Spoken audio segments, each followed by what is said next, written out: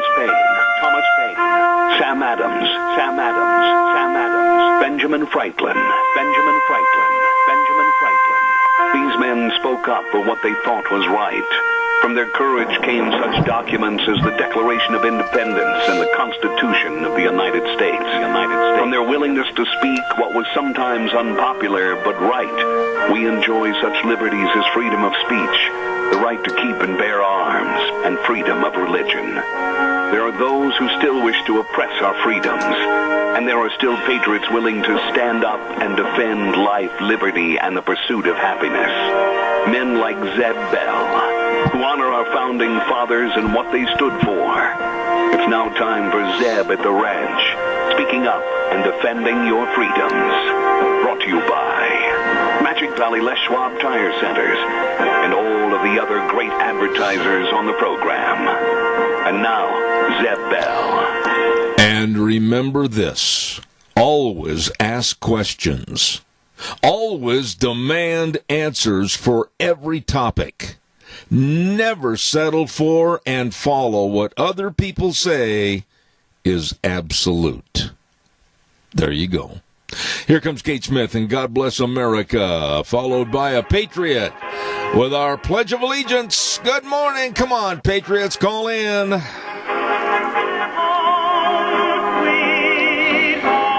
And a good morning to you and yours. Zeb at the Ranch on this Tuesday, January 28th. I'm Zeb Bell, and good morning and thank you to our major sponsor, your Magic Valley Les Schwab Tire Centers. All 7 locations with all the tires you need, from the farm, the ranch, the dairy, right down to everybody that's driving pickups, SUVs, you name it. They've got all your tires. And don't forget Burley Physical Therapy and Rehabilitation at 1263 Bennett Avenue, Suite 2 in Burley, helping you get back to being you. And Greystone Crossing Independent Senior Living, 1221 21st Street in Heyburn. Seniors living the good life with friends. Let's go to the phone line and take our first Patriot Pledge of Allegiance. Good morning. Good morning, sir. My friend. I pledge allegiance to the flag of the United States of America and to the republic for which it stands, one nation, under God, indivisible, with liberty and justice for all. Doug, I really appreciate you calling in, and I want you to call back a little later. We've got something special this morning, so I appreciate it. Right now, thank you, Doug. We're going to go to the weather forecast brought to you by K&R Rental. Hello, Roger and the crew. Good folks over there at 256 South, 600 West of Heyburn. Right there on the Burley Paul Highway. You can't miss them. They have the rental of the best tools and equipment that you need for any project. I'm telling you, what a front yard. I'll tell you, it's just chock full. And they'll help you if you're not sure what you need. 678-3122. K&R Rental. You get a hold of them today. Right now, here's Gina with the weather. We're expecting a few rain and or snow showers for today. Mostly cloudy skies with a high of 43. A little bit of a breeze as well. Winds out of the west-southwest at around 14 miles an hour. Gusts as high as 20 miles an hour. For tonight, 50% chance of rain showers, mostly cloudy skies, low of 30. Still going to be windy out there. And then for Wednesday, mostly cloudy skies, high of 40. Thursday, cloudy 41. And Friday, mostly cloudy 46. And that's a look at your weather for 7 to 3. Thank you very much, Gina. Currently 37 degrees outside. And again, our thanks to K&R Rental at 256 South, 600 West of Heyburn. Like I said, on the Burley Paul Highway. They've got the equipment and tools for rental for both long and short term. So get a hold of them today. 678-3122, K&R Rental. Really good folks. When I talk about really good folks, I want to talk about my friends over at Daryl's Cleaners. And Kevin and Cindy, they not only do my clothes and make all my rumply-crumplies look really nice and new, but they're also my friends. I mean, these people are so nice to work with. And Daryl's Cleaners is located at 1223 Albion Avenue in Burley. And I urge you to stop in. And it won't be too much longer, and you're going to say, I can't take winter anymore. I'm going to start my spring spring house cleaning and to take care of the curtains and all the coats and everything, well, take them in to be cleaned before you pack everything away at Darrow's Cleaners, 1223 Albion Avenue in Burley. Holy moly, caller, good morning, you're on the air. Good morning. At the Burley Senior Center today, we're having beef stew, roasted potatoes, vegetables, and cook's choice on dessert. And it's only $5, all you can eat. And, Joe, what's the number if people want to call and have a takeout? 878-8646. All right. I didn't mean to put you on the spot there, old buddy, but I just appreciate that. Best buy in town, isn't it? Pardon? I say it's the best buy in town. It is the best food buy in town. Come and have lunch with us. All right, Joe. Thank you so much at the Burley Senior Center on Overland in Burley. I want to remind you, too, about Ramsey Heating and Electric at 2600 Overland Avenue in Burley. Number to call, 678-0459. They also get there early in the morning, about 7:30, throw open the doors, stay open until 5, Monday through Friday. And literally, they have all your heating, cooling, and electrical needs. All. And the knowledge and the expertise of being in business serving you for almost 7 decades. They are the best at what they do. Ramsey Heating and Electric in Burley, where they provide warm winters and cool summers. You stop in or give them a call today. Got a little change this morning, and I'm going to tell you about it. I have been absolutely stomping and chomping on the bit the last couple of days with stories that have appeared in our illustrious Know Everything Times News newspaper. And there has been huge criticisms against a person that has been on my radio program many, many times, and his organization, the Heartland Institute, back in the Chicago area.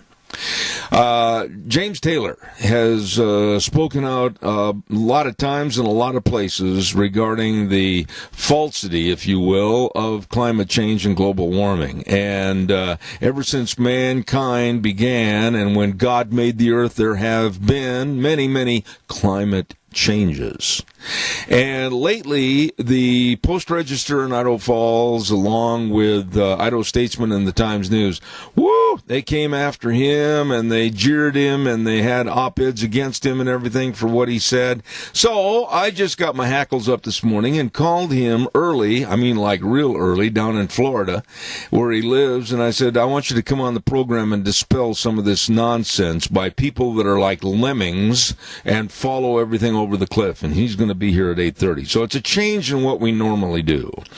By the way, don't forget our friends over at Denny's Restaurant. Ooh, boy, America's Diner. They've got new menu choices, and along with your old favorites. I mean, man alive, every time Deanne goes in there, may I have the strawberry crepes, please? She loves those. And along with all the new choices, it's a great place to go with you, your family, your friends, your neighbors, everybody at America's Diner. Denny's Restaurant, 611 North Overland in Burley. Wonderful people serving you, and believe me, it is the home of Zeb's Lunch Bunch, and we're really proud to be there. Also, real quick, I want to remind you before I start taking your calls about our friends at Dino Septic Service. Literally, they do the job that you and I don't want to do. I've said that 1,000 times. And they've got that great big truck that says Smells Cargo on the way to serve you with the septic tank pumping and the sewer and sink drain lines cleaned, liquid waste removal. Oh, it just goes on and on, the list of things they do to serve you. Dino Septic Service. Don't forget the number to call, 436-6526 or 678-1638. They are the best, fast, fair, friendly service, Dino's Septic Service. Well, the insanity continues with the trial of President Trump and the possible impeachment. I got to tell you that yesterday, it just boils down to a trial of lunacy. I do not see, and I'm trying to be objective about this and non-prejudicial, But I have all the documents of the recording that was made between the Ukrainian president and President Trump and what they said. I've got everything. And I've read it, reread it, like I've stated on this program at least 20 times. Highlighted it, underlined things. I do not see how in the world that could be anything considering impeachment and the throwing out of office this president. And yesterday, I watched with great interest until I had to leave for a meeting. Ken Starr, famous from the Clinton impeachment and now on the side of the Trump legal team, really a straightforward, lay-it-out approach, and he did a very, very good job. Absolutely hitting point by point where the Democrats have either lied or stretched the truth, which they do all the time. And it really has turned into an embarrassing show of stupidity by the Democrats. And even liberal Democrat Alan Dershowitz, attorney, has taken the side of the Trump legal team and absolutely is outstanding in his presentation. Just absolutely taking every point the Democrats are throwing up in the air and shooting them out of the air like clay pigeons. But there are 4 Republican senators that bother me, and one in particular that just absolutely gets under my skin, and they are Murkowski, Collins, Toomey, and Mitt Romney. You know, Mitt Romney has come out and said many, many times, I want to hear the witnesses. Falling right into the Democratic hands. I want to hear John Bolton. I want to have him testify. You bet. Whoa. Stop the bus for a minute. Remember that by caving into the Democrat what they want and their wishes, then it has to be a fair trial for President Trump to say, I want Hunter Biden, or I want Joe Biden, or whomever. You're going to say what's good for the goose is good for the gander? Bingo! You're going to have to follow up. And we're going after Hunter Biden and Joe Biden, who, by the way, are about as dirty as mud, with both Ukraine and China and money back into their own pockets. Let's get some answers. Let's find out. If they've got to have John Bolton, which, by the way, he came out with a new book. Did you hear about this? John Bolton's new book just happened. It just happened coincidentally to be leaked. The manuscript was leaked to the New York Times.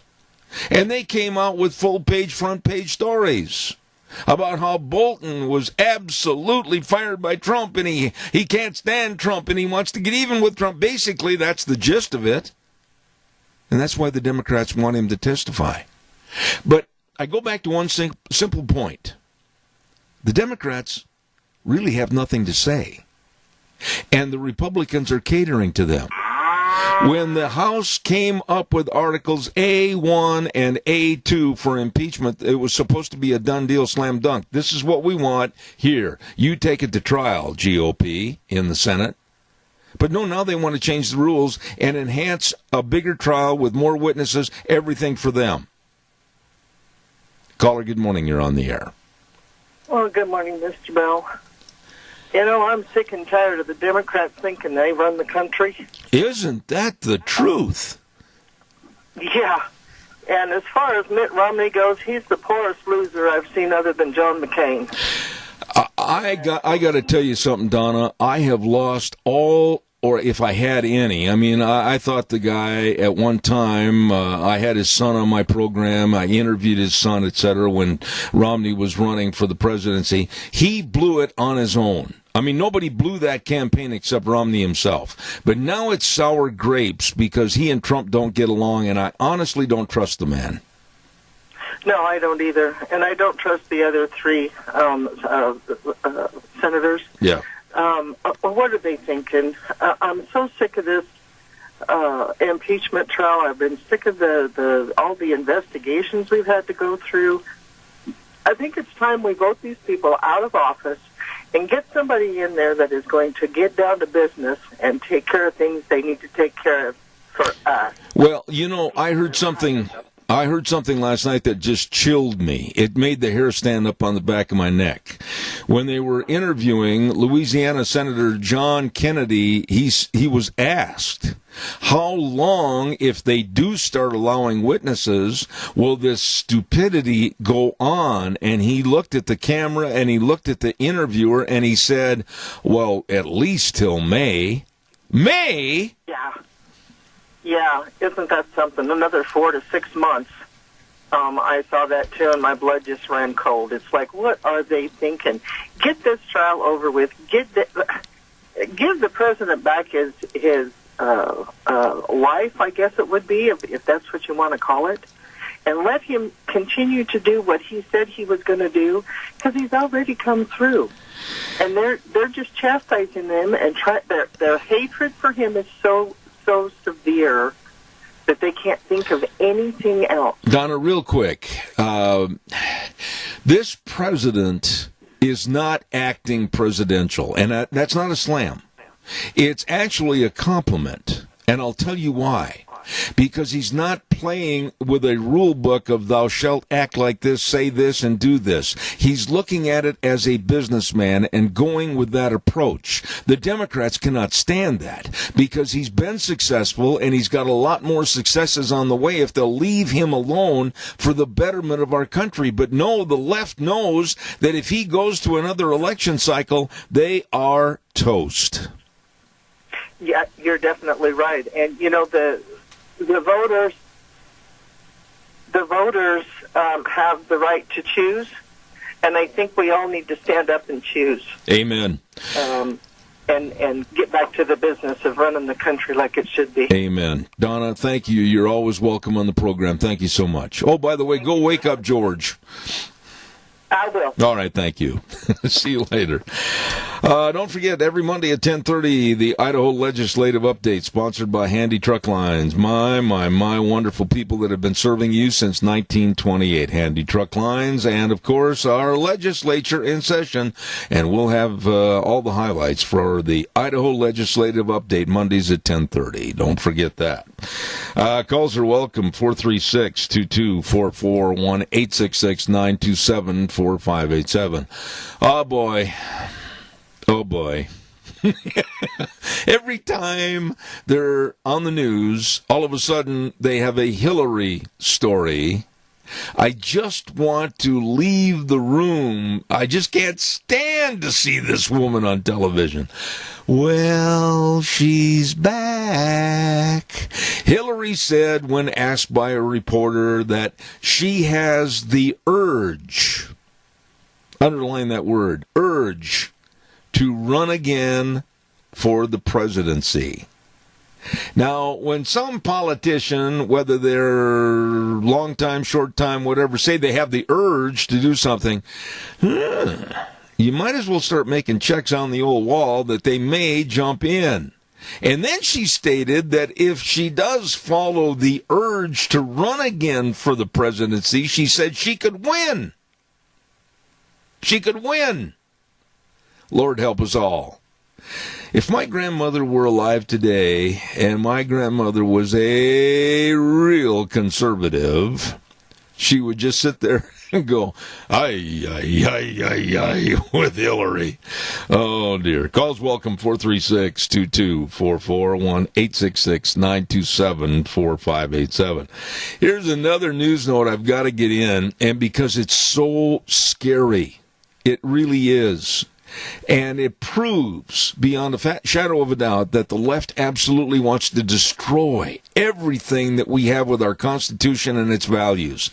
Yesterday, Elizabeth Warren, running for the Democratic nomination, said that when she wins the presidency, notice the optimism in her choice of words, that when she wins the presidency, she will destroy forever the Electoral College. And the way that we vote will only be on a popular vote. No more Electoral College. And some of you in the audience that have not done your homework and studied why our framers of our nation incorporated the Electoral College, or there may be some even right here in this valley that are listening would go, oh, yeah, that's right, we should just go on a personal and popular vote. Stop and smell the coffee for a minute and realize that if that happens, states like Idaho, Utah, New Mexico, Nebraska, and others, there wouldn't be any voice. There wouldn't be any votes that were necessary because these political hacks would just play to the big populous areas, L.A., Chicago, New York, and that's it. Your voice for your vote in your state would not count. Don't forget our friends over at Berry Equipment and Rental. Oh, my goodness, good people. And they've got 3 locations at 159 West Highway 30 in Burley, 465 Addison Avenue West in Twin, and, of course, the Nampa location with a brand-new inventory of all the equipment you need for all the jobs of grading, leveling, landsod, lifting, digging, you name it. All the Bobcats, all the shapes and sizes, everything, and, of course, all the Doosan wheel loaders and excavators. Wow!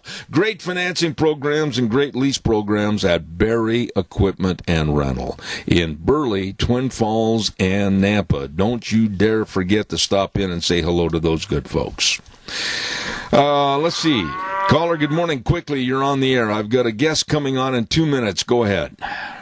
Well, the only way the Democrats can win is change the rules. Yeah. They have no policies to make the Americans think that they are for America. Well, I understand that, and I just wish the rest of the public would realize it. You know, Doug, why is there such a, real quick, short answer on this, such a naive attitude from people in this country, and they don't see what the Democrats and the liberals are trying to do? The revamping, the rewriting, or the throwing away of our Constitution, and especially with the Electoral College that keeps it much more than fair for all states. Well, they haven't been taught history what happens when socialism takes over a country. I agree. I mean, if you take a group of people when they're children and you don't teach them history, true history, what happens when, you know, when point A happens, B is a result, then they're not willing to fight for it. They're willing to say, hey, let's give this a try. It sounds good. Well, it sounded good back then, and it didn't work right. You know, you've got to give a lot of credit, and I'm hurrying you along here because I've got James Taylor coming on.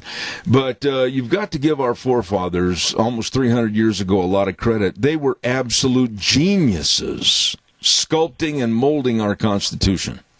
Exactly, and they had divine intervention when they were doing it. Absolutely. Doug, I got to run. Buddy, I appreciate your call, please. Thank you so much. Hey, everybody, let's take care of our senior centers. Absolutely. Thank you very much. Wheels, do we have Mr. Taylor on the line? And I better ask if I have Wheels. Pardon me? I was just asking if you can hear me. Yes, sir, we do have... Thank you very much, Wheels. I appreciate it.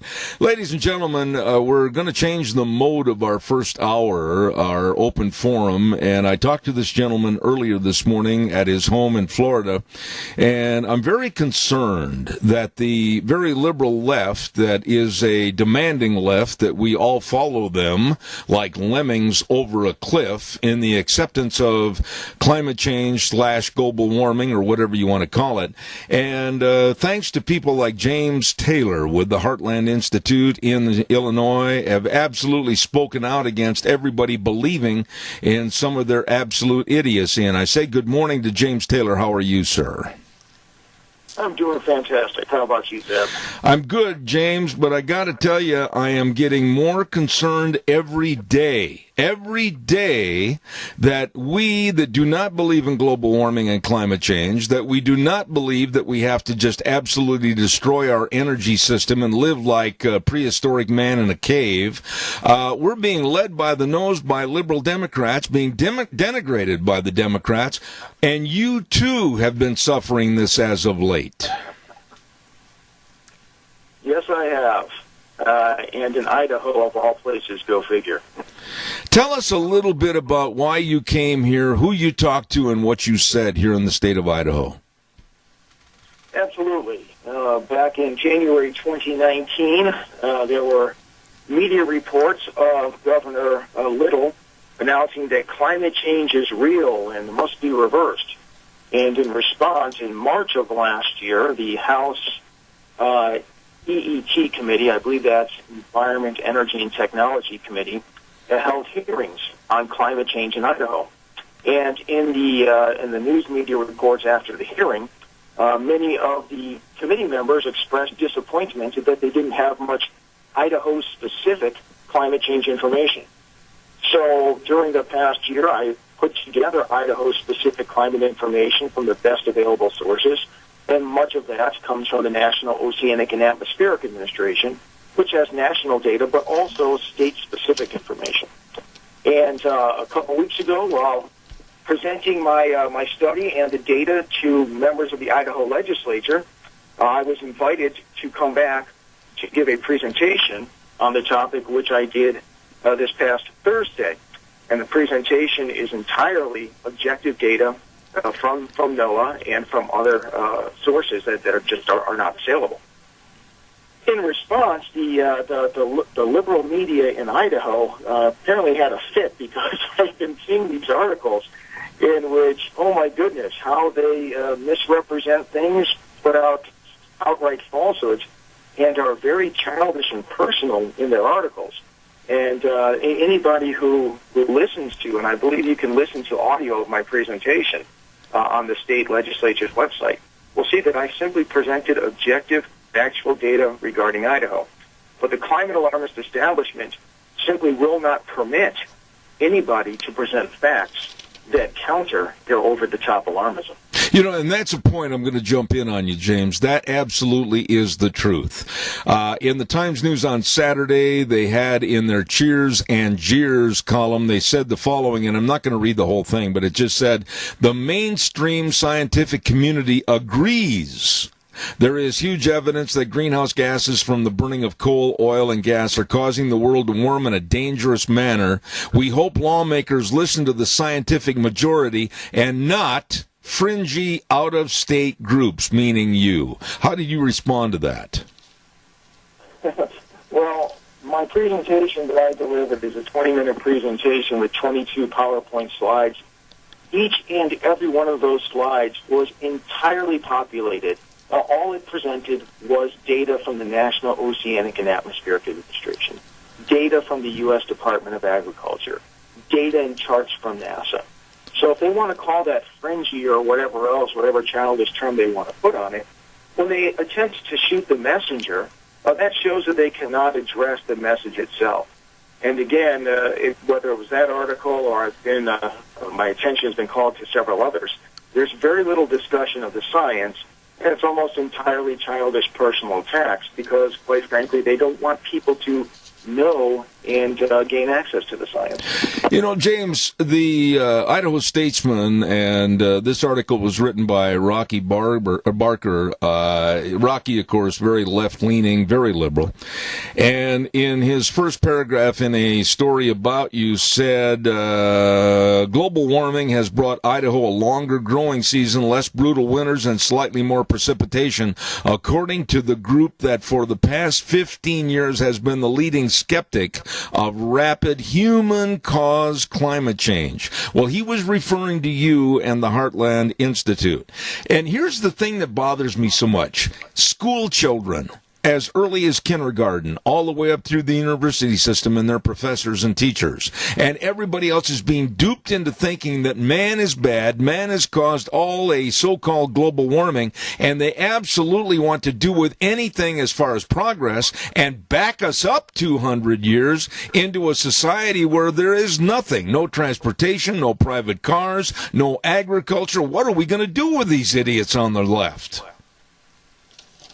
Well, we have to keep presenting the truth, and hope that's because we have an internet, we have talk radio like your program, we have cable news.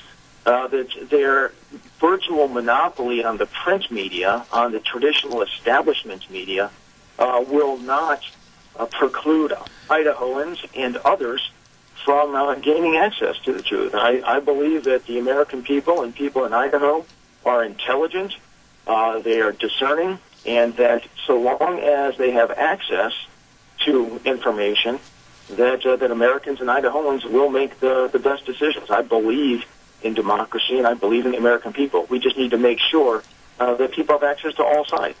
You know, ever since the great Lord above created this earth and all of the environment, there have been climate changes. If you want to follow science and be dictated to solely by science, you can go through records of scientific discoveries of climate changes that have occurred all over the earth in all years. And why can't we now have a climate change that we can live through, grow through, and absolutely benefit from? I don't understand why all of a sudden it's Chicken Little and the sky is falling. You make a great point, and the climate alarmists would have us believe that the Little Ice Age, which was the coldest period of the past 10,000 years, and only just a little over a century ago, presented somehow ideal conditions. Those were conditions in which we had plague, we had famines, the Black Plague, extreme weather events, etc. And somehow they believe that colder is better. And what I presented, and this is what drives them crazy, I presented them objective data from the National Oceanic and Atmospheric Administration showing that temperatures in Idaho are warming at a slower pace than nationally, a slower pace than globally, and even nationally and globally that pace is slower than had been predicted by the United Nations. Moreover, the warming that's occurred, as modest as it is, has occurred primarily during the coldest winter spells. In other words, the projected extreme heat, the scorching summer days that they make people fear, simply haven't occurred in any more frequency than they have in the past. Absolutely. Warming has occurred merely to make temperatures less extreme. And then finally, and very importantly, the objective National Oceanic and Atmospheric Administration data show that as temperatures have modestly warmed in Idaho over the past century, that precipitation has increased, and that increase has occurred primarily during the summer dry months. So that NOAA has measured that the frequency and severity of drought in Idaho has lessened. These are all good things, but these are things that the establishment left don't want you to know. Absolutely. James, we have a caller on the air with a question for you. Caller, quickly, I'm short on time. Please go ahead. I'd like to see you guys address the carbon footprint it takes to create this green energy, like the windmills and the solar panels, that is much greater than the benefit. You know, that is an excellent question. James, please respond to the caller. Well, first of all, and that's a great point, but it's not even just carbon dioxide emissions that are the environmental issue. Wind turbines require 300 square miles of development to replace a single conventional power plant. If you love the outdoors, if you are a conservationist like I am, I don't want to see 300 square miles of Idaho forest leveled so that we can have more wind turbines. And just as importantly, a Harvard University study during just a few months ago documented that because wind turbines, because they take energy out of the air, out of the wind, and their footprint when you place it, if we were to have enough wind turbines to generate the type of emissions-free energy that's called for in the Green New Deal, that would actually increase temperatures in the United States at least through the end of the century. But folks don't talk about that either because they're talking about more their ideology and their ambitions rather than actual science. You know, James, one of the things I want you to talk about, and I've got about 10 minutes left in this segment, is that I don't think the public in general, I know the public in general, does not understand the severity of the transition away from fossil fuels into a no man's land of trying to rely solely on green power, solar and wind, like what Idaho Power is trying to do to us here in this state of Idaho. They don't understand about the people on the left wanting to do away with private transportation. They don't understand that they don't want you to have anything as far as agriculture is concerned. They literally, our whole society with the transportation of goods to services to market would come to a screeching halt. The whole universe would absolutely suffer with their ridiculous ideas. Right, and in a policy brief that I published, I believe it was in late 2018, it might have been last year in 2019, we examined the costs involved of transitioning to wind and solar power as the Green New Deal envisions. And what we determined is that it would cost approximately $13 trillion. And that was a conservative estimate, and it's in line with many other estimates on the cost. Now, that's just the energy component, not the other factors of the Green New Deal that would raise the prices much more than that.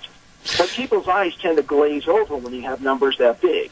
So let's break that down. $13 trillion divided by America's 120 million or so households.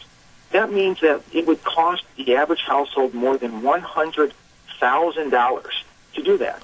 Yeah. I don't know, is it worth more than $100,000? Do you even have $100,000 to pay in higher energy prices, taxes, etc.? They don't want people to realize that, but you're right. That would devastate and destroy the economy and American living standards. You know, and there's something else, James, that many times I've had you on the program. We've talked about this in the past, but I want you to reiterate the point again this morning, that I don't know why in the world human beings would trust other human beings to have their hand on the thermostat, trying to destroy the nature God gave us and come up with what they say, maybe a 72 optimum temperature every day and change the entire structure, if possible, of the climate around the globe. That, to me, is extremely scary. Of course, and it calls to mind that back in the 1970s, we were told by these same folks that fossil fuel use was creating a global cooling, and that they said was causing more extreme weather events, etc. The same things that they say are caused by global warming. And, of course, the solution to prevent global cooling was to eliminate fossil fuels and go to renewable energy. It seems rather odd that the same fossil fuels could cause both global warming and global cooling. It also seems odd that cold temperatures in the past were described as horrible, and now warm temperatures are described as horrible. It goes to show that this isn't about the environment. It's not about the climate. It's not about some optimal temperature. It's about simply shutting down conventional energy, because that's simply something that the environmental left despises. Absolutely. Let me ask you this. Why aren't these newspapers, or maybe they did, I'm making a supposition, but I better ask you first. Why aren't the Times News or the Post-Register or the Idaho Statesman, why aren't they asking you for an interview on a step-by-step basis, question-by-question basis, so that you can make your points and possibly get a rebuttal that way? Did they do that or offer that? No, they didn't do that, and they didn't do it because they're not interested in the truth. And as we speak, I'm writing a rebuttal, and it's rather difficult, because typically to get an editorial published in a newspaper, it has to be 700 words or less, and taking apart all of their lives, and most of them are personal, not about the science. I'm already at 1,100 words. I got to figure out where to touch. But among the things that they said, I'm an Illinois-based lobbyist. I neither live in Illinois nor am I a lobbyist. They said that the Heartland Institute is heavily funded by the fossil fuel industry. The vast majority of our funding comes from individuals with no connection to the fossil fuel industry. We get very little money from the fossil fuel industry, and environmental groups like the Sierra Club get much more money from the fossil fuel industry. They say I've never seen the white pines in Idaho. I've been to Idaho several times, and yes, I have. They said I've never gone salmon fishing, making some point about salmon. Yes, I have. Why do they just make things up? Childish personal insults. Making things up, when they could simply ask me and get the truth. But it goes to show that if they are going to be this cavalier about the truth when attacking something personally, it shows how cavalier they are with the truth about climate science. Well, they don't care about the facts. They're more inclined, and their greater priority is simply to attack and make their political point. And, well, the truth be damned. I agree.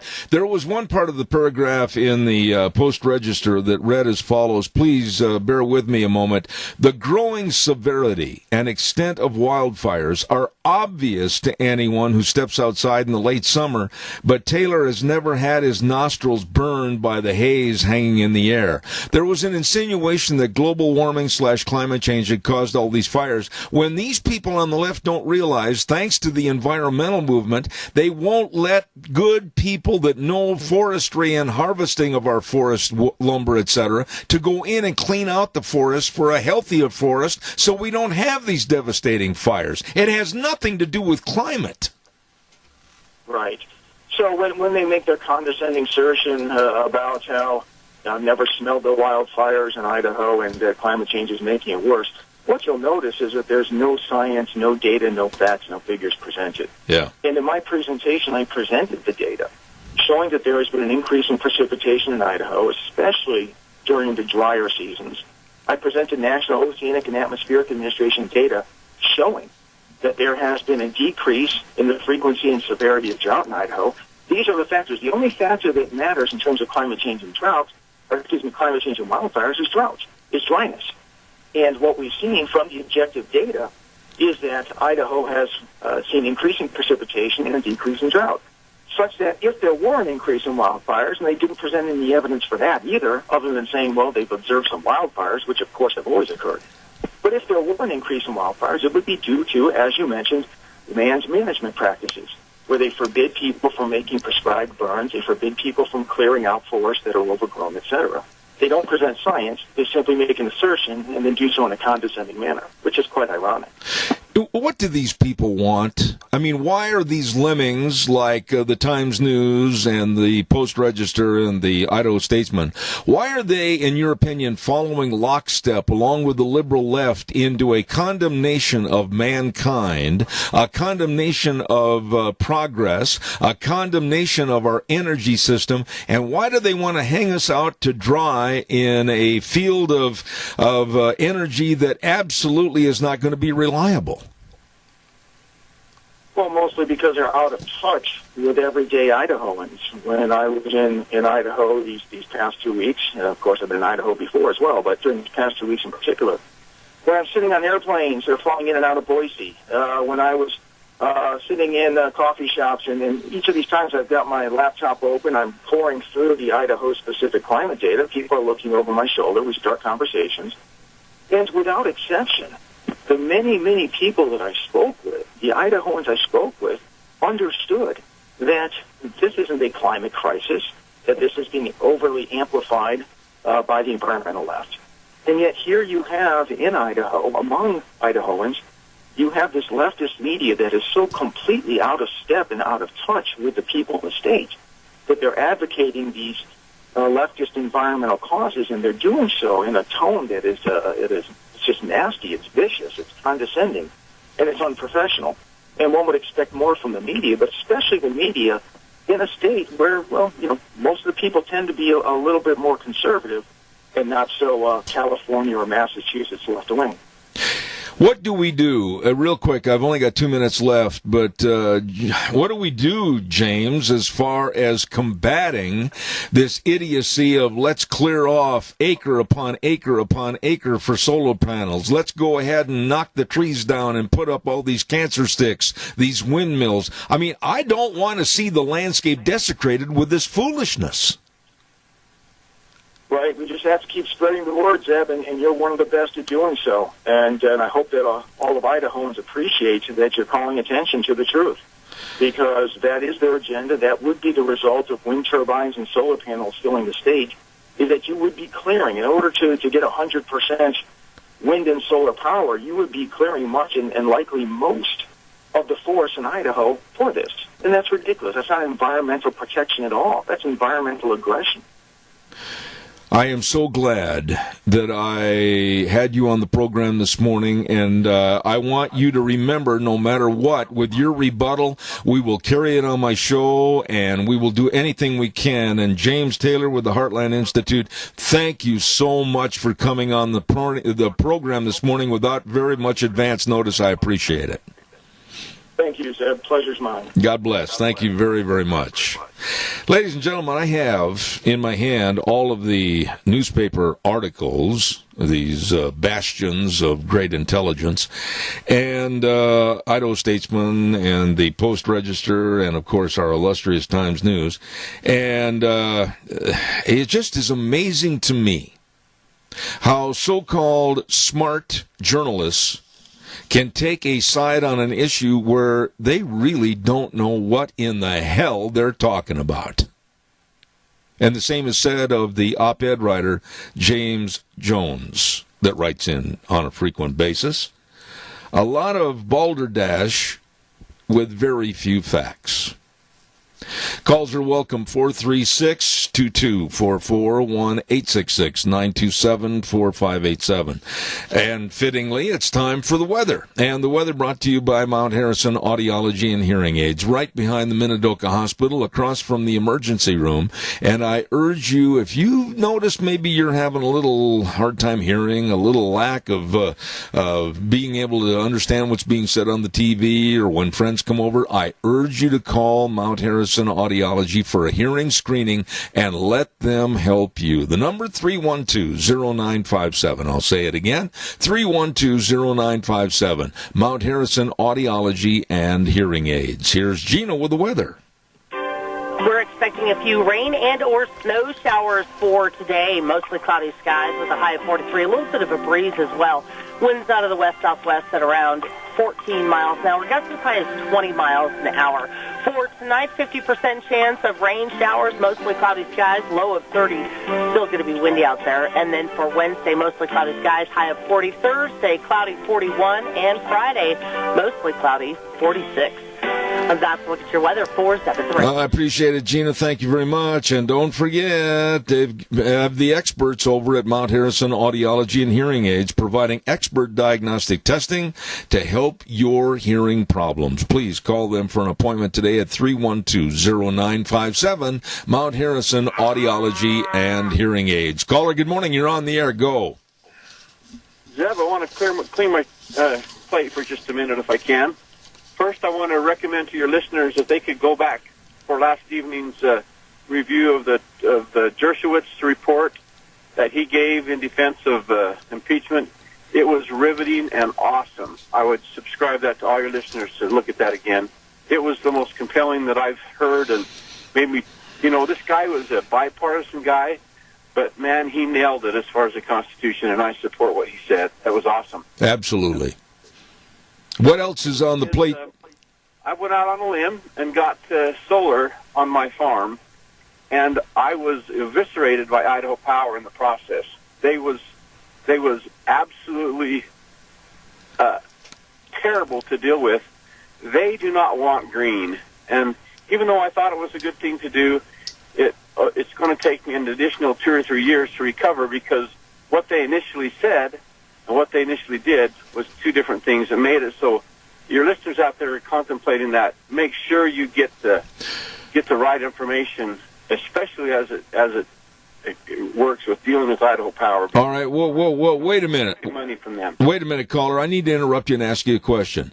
They were the fly in the milk, so to speak, for you trying to develop a solar program when, at essence, they are saying that in less than 20 years they want to go completely wind and solar for green energy. There's a difference there, a discrepancy. Explain that. Oh, it's horrible. Now, I think some of the other power companies that are like Malta and Raft River Electric, those would be easier to deal with, but Idaho Power was horrible with me. They made me put in new transformers, an additional $15,000. What we got approved by the state engineer, they come back and said they didn't want to do it, which cost us. So the guys that sold me the solar system, they actually probably ended up losing money. But anyway, and then the amount of return, they went to the Idaho Public Utilities Commission and wanted to renegotiate the rate. Obviously, the Utilities Commission said, no, these folks that have already committed and laid money out there to do it, you shouldn't do that to them, or else it would be a negative thing to them. So be careful. What they say and what they mean is two different things. Absolutely. My faith. Go ahead real quick, Dave. We'll have some discussion with regard to property tax reform.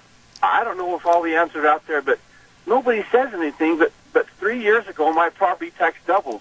Nobody said a thing about it. So they got that by, and nobody said anything. But now, every year, they're saying, well, we want to do this little bit and this little bit there. And it's just, there's only so much more that I can bear as a farmer with regard to supporting those who don't pay any property tax. And that's my point I'd like to make today. You know, I am so glad you called, and I know who this is, and I've had him on my program many times, and I'm going to, when I get back from a little hiatus here in a couple of weeks, I'm going to have you on the program to discuss these items. Thank you, and I mean that from one friend to another. Thank you for calling in this morning. I've got to take a break. Have a great day, and keep up what you're doing. That's a ray of hope we have, that we can help our listeners be informed. And, gosh, we just need to have people participate in the public process a little more. I know they're overwhelmed because of all the negative things that are out there, but we have to have a few ray of hope so that we can look forward to, having what we have for future generations. Amen. We want Idaho to become California. God bless you. Stand up. Amen, Dave. And have some guts to do it. Amen. Thank you so much for your call. I appreciate it, buddy. Thank you. Thank you. He's spot on. He's a good friend and extremely knowledgeable. Right now, I want to acknowledge our major sponsor, your Magic Valley Les Schwab Tire Centers, all 7 locations serving you with the best in tires. And don't you think for a minute that because you're out on the dairy or the farm, they're going to load those service trucks up and be right there to help and serve you. And you got bad tires on your loader or your backhoes or your skid steers, they're there. They're there to serve you. Service reigns supreme at all 7 locations of your Magic Valley Les Schwab Tire Centers. Who are they and where? I'll tell you. Lane and Rupert, Dave on Blue Lakes and Twin, Mike and Buell, Mike in Jerome, the Twist family in Paul, Daniel on Pole Line in Twin Falls, and of course Trent on Overland in Burley. They are the best. That's not brag, that's a fact. Your Magic Valley Les Schwab Tire Centers. Got to take a break, go to the CBS News. I'll be back in 7 minutes.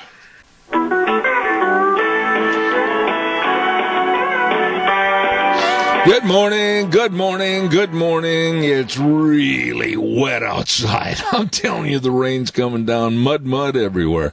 Mornings up at the ranch, brought to you by our major sponsor, your Magic Valley Les Schwab Tire Centers. All 7 locations serving you and serving you with the best of tires anywhere, anytime. And, of course, Burley Physical Therapy and Rehabilitation at 1263 Bennett Avenue, Suite 2 in Burley, helping you get back to being you. And Greystone Crossing Senior Living at 1221 21st Street in Hayburn. Seniors living the good life with friends. Right now, this good word for Western Waste. From the canyons of the Snake River and all across southern Idaho, we're all at the shore disposal. Western Waste Services, we care about our community, our resources, and this free land. Western Waste Services is lending a hand, always at your disposal. Western Waste Services. Oh, thank you very much. Don't forget our friends at Western Waste with the Power and Pink Garbage Cart program, where the proceeds are going to go help fight and trash cancer. Please find out more about this. Call my friends at 734-6969. The Power and Pink program with Western Waste Services. Please be a part of it. We'd like to see you involved also. Western Waste Services, always at your disposal. I understand that my next guest only has limited time this morning on the program, so I'm going to get right to it and say good morning to First Liberty Legal Counsel Keisha Russell. Good morning, Keisha. How are you? Good morning. Doing great. How are you doing? What kind of a time frame do we have, Keisha? Please tell me. Well, we have about 10 minutes. All right. Well, good. Let's get right into it. On behalf of First Liberty, you are involved in a case that when I read the information sheets on this, I couldn't believe it. Give us a synopsis of what's happening to Jewish people in certain neighborhoods back in New York. Sure. So we represent a Jewish school that has been having some trouble with the city expanding the property, and also trouble with the school district receiving transportation and special education services.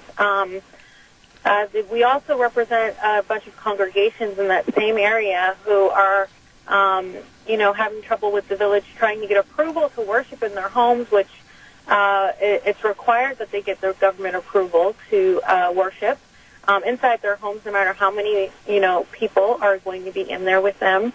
So there's just a lot of, disturbing rules and regulations there that First Liberty is trying to dismantle. Well, wait a minute. Real quick, I got to ask you, what in the world does the government have to do and or say or tell anyone about how many people they can have in their home for a meeting? Well, then the situation here is that the ordinances don't say, don't give you the limit of how many people you can have and what's required to get their approval. If you're worshiping in your home and you invite people in to do that with you, then you need to get the government's approval. And many of our clients have tried to do that and have encountered very expensive fees and costs. It's also a criminal violation to worship in your home there without the government's approval. So a lot of really disturbing things. Let me ask you. When I tell people, they find it very hard to believe. Let me ask you this, Keisha. I know for a shortage of time, this story really just raises the hair on the back of my neck. Do you mean to tell me that the city in Airmont, New York, and around that area, they're basically trying to discourage Jewish families from moving into the neighborhoods or even residing there? Tell me, is that the truth? Well, that's what we allege in our complaint, and it's a pattern that was kind of happening over the last 30 years in Airmont. We've got some prior precedent coming out of the Second Circuit discussing that pattern, also discussing that the village was created with that specific intent to try to keep this particular population out of the village. And so we allege in our complaint that that is exactly what's happening, what has continued to happen over the last couple of years. Keisha, in this age of being so aware and so politically correct and thou shalt not discriminate, etc., how dare these people in Airmont, New York do this when in other parts of the country the government is forcing minorities and poor people to move into other rich neighborhoods or more affluent neighborhoods? They can do that, but on this hand, with Airmont, New York, they're trying to keep people out? That doesn't make any sense.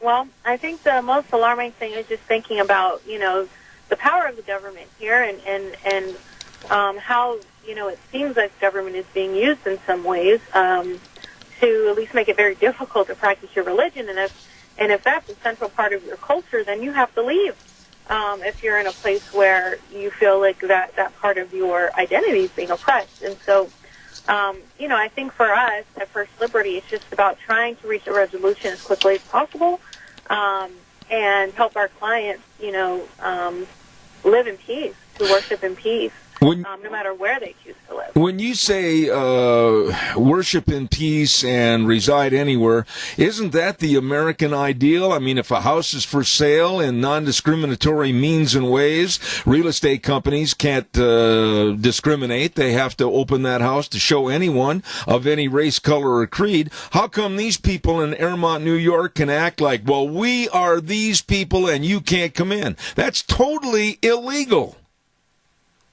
Well, and interestingly enough, there's a pretty large population of Orthodox Jewish people that are in that surrounding community and have, migrated to that community over the last 20 to 25 years as well. So it seems like a losing battle in any case, but that doesn't mean there aren't still people who want to try and make it that way.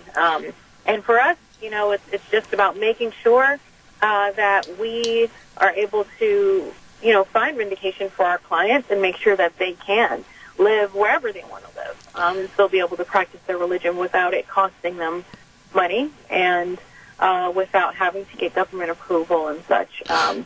And for, the school itself to be able to get transportation services, special education services, and just, everything that every other school gets. I think the recent decision we received from the Southern District of New York was really encouraging because that court has said that many of our claims can move forward now, and so we'll start prepping for trial. And so, we'll see. We're hoping everything will come out favorably. What would be the most favorable result of this? It sounds to me like there's some battle lines drawn on both sides. I'm not going to weaken. They're not going to weaken. How are you going to settle this? Or what's the optimum of settlement? And this will be the last question. So the optimum would be that, it's different for both cases, the school case and the congregation case, but overall it would be zoning laws that don't allow the village to have that much control and that much discretion over what takes place in terms of religious practice in the village. And we're, open to fair permits and things like that, occupancy loads, obviously, that consider the fire code and those kinds of things. But anything past that we think is just a little too restrictive. And so something that would alter the zoning code, I think, ultimately, and make sure that the village going forward is has to abide by a very strict approval process. Absolutely. So that everyone gets through the process without paying tons of money, and they don't have to worry about the religious exercise being restricted.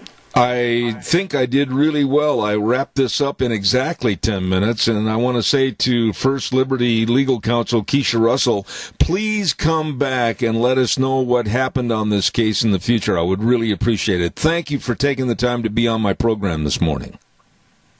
Absolutely. Would love to come back, and if your listeners want to keep in touch on this case, they can just go to firstliberty.org. Thanks for having us on. Keisha, God bless. Thank you very much. Wonderful lady right there. And can you imagine in this age of non-discrimination, thou shalt not discriminate? And the left, this is the lunacy of this. Think about it. You know, they just have had stories on in the last 3 weeks on my program about how, well, if you live in this area and we're going to move in low-rent housing into your area so that they can live amongst you, kind of an equalization, if you will. But yet here in Airmont, New York, the Jewish families, you can't come into our city. This is lunacy. Lunacy. Calls are welcome, 436-2244, 1-866-927-4587. I'm going to talk about another subject in a minute, and it's called Adulting 101. You're not going to believe this.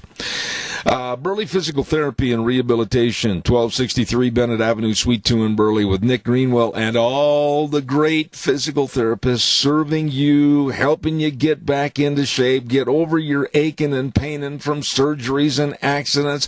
Oh, they are good with all the exercises and the use of the hydrotherapy pool. Wow, you better call for an appointment today at 678-1191. That number again, 678-1191. Burley Physical Therapy and Rehabilitation, 1263 Bennett Avenue, Suite 2 in Burley. And don't forget, Nick Greenwell also owns Elite Fitness at 1200 Oakley Avenue in Burley. Get fit, and if there's a problem, get a hold of Burley Physical Therapy and Rehabilitation. Want to also give a great big shout-out and thank you to our dear friend Joel Heward, pardon me, at Hanson Mortuary at 710 6th Street in Rupert. What a nice man. His family and his staff serving you and your family when there's the passing of a loved one, and with all the flexible hours to be there when you need them, and always serving the families with the best possible support and comfort with the highest ethical standards and unquestioned integrity. Please write this number down, 436-5636. I'll repeat it, 436-5636. Hanson Mortuary at 710 6th Street in Rupert. And please remember this also, Joel Heward serving you and your family at Morrison Payne Funeral Home on East Main in Burley. When I saw this next story on the news early this morning, in about 4 o'clock this morning, I about fell out of my chair. The University of California at Berkeley has started, and it's well attended, an adulting class. It's called Adulting 101. What in the world is this? Well, it teaches these 19, 20, and 21-year-olds how to grow up and what they need to do, how to run a checking account, and how to use a checkbook, how to realize that in America you have taxes to pay, and how to clean up a house. I'm not making this up. And one of the girls, probably about 20 years of age, that was interviewed on the television this morning, she had no clue that you had to put a stamp on a letter. I'm not making this kind of thing up. I mean, it just absolutely went poof and blew the bubble for any common sense for these millennials. Not all, but many of them. She did not know that in order to mail a letter or mail a payment for a bill, that you had to put stamps, postage stamps on the envelope. Holy cow. Learning how to clean a house, learning about taxes, learning how to run a checkbook, how to write out a check. These are not second graders. These are people in college, universities, very prestigious colleges and universities, like UC Berkeley, and they have no clue what to do. One of them made a quote that said, "We're thrown out into this world and have little idea about what the heck we're supposed to do." Wow. Okay, let's back up a little bit. Where are the parents? Where are the parents? What are they doing or not doing? Where are the school systems and or the supposed guidance counselors? How do these kids go through a school system? Somebody help me on this, please. Give me a call. How do these kids go through a school system and really not know a doggone thing about life? I think it absolutely solidifies that if you can't send an email, or if you can't just play with your little trinket, which is called that smartphone, all the time, anytime, 24/7, you're never going to grow up. You don't know anything. And I do give credit to these college students that are 19, 20, 21, and 22 years of age for enrolling in this class. At least those that enrolled are making an attempt to try to say to themselves when they look in the mirror, "Oh, gosh, I've got to be kind of responsible for my life, but I don't know what to do." Where have we dropped the ball in our society so that these kids don't know anything about cooking or budgeting or time management or working for a living and riding for the brand, so to speak? They don't know anything. Are you as concerned about this as I am? Because this next generation that's right now in the school system, holy cow. When that girl said, "Well, I mailed the letters and nothing ever happened," well, did you put stamps on them? "Oh, no, I didn't know I was supposed to do that." Think I'm not worried about the future? Calls are welcome, 436-2244, 1-866-927-4587. I could not believe that when I saw that story. Let's not forget our friends at Let's Ride, 270 Highway 24 between Rupert and the World. They're open Monday through Friday, 9 to 6, Saturdays 9 to 4, and oh my, have they got a showroom full of fun. Yes, they do. Snowmobiles, snow bikes, all the accessories, and I mean all the accessories. And I urge you to stop over and just partake of the fun. You get outside and enjoy the great Idaho outdoors. Stop over to Let's Ride, 270 Highway 24 between Rupert and the World. And like I said, this is where the fun is sold, at Let's Ride. Want to also acknowledge Cameron and Siemens Insurance over in that same general neck of the woods and thank them very much for being a part of our program for a long, long time. Cameron and Siemens Insurance at Highway 24 with the best of life insurance, health insurance, retirement planning, and employee benefits to protect you, your family, and your business. I urge you to get a hold of Todd and the crew today. It's simple. Call them, say, "We're not so sure if we've got coverage on this, that, or the other." They'll help. You better believe it. 436-4424. That number again, 436-4424. Cameron and Siemens Insurance serving you. Wow. You know, when you were a kid, think about this, and I don't know what age bracket of the audience that is listening or paying any attention right now, but whether you're my age or younger or whatever, I can honestly remember when I was 14 years of age, I learned how to run a checkbook. I learned about savings, passbook savings accounts. I learned, boy, did I learn how to clean a house, boy. I mean, if my room had anything out of order, Dad and Mom had a real knack for training and teaching me not to let it get out of order. And when you hear these things about, well, we don't know how to take care of clothes or take them to the cleaners. Well, we don't know how to cook. We don't know how to do this. We didn't know that there needed to be postage stamps on a letter so they could be mailed. Doesn't that scare you like it does me? Where is the drop-off point?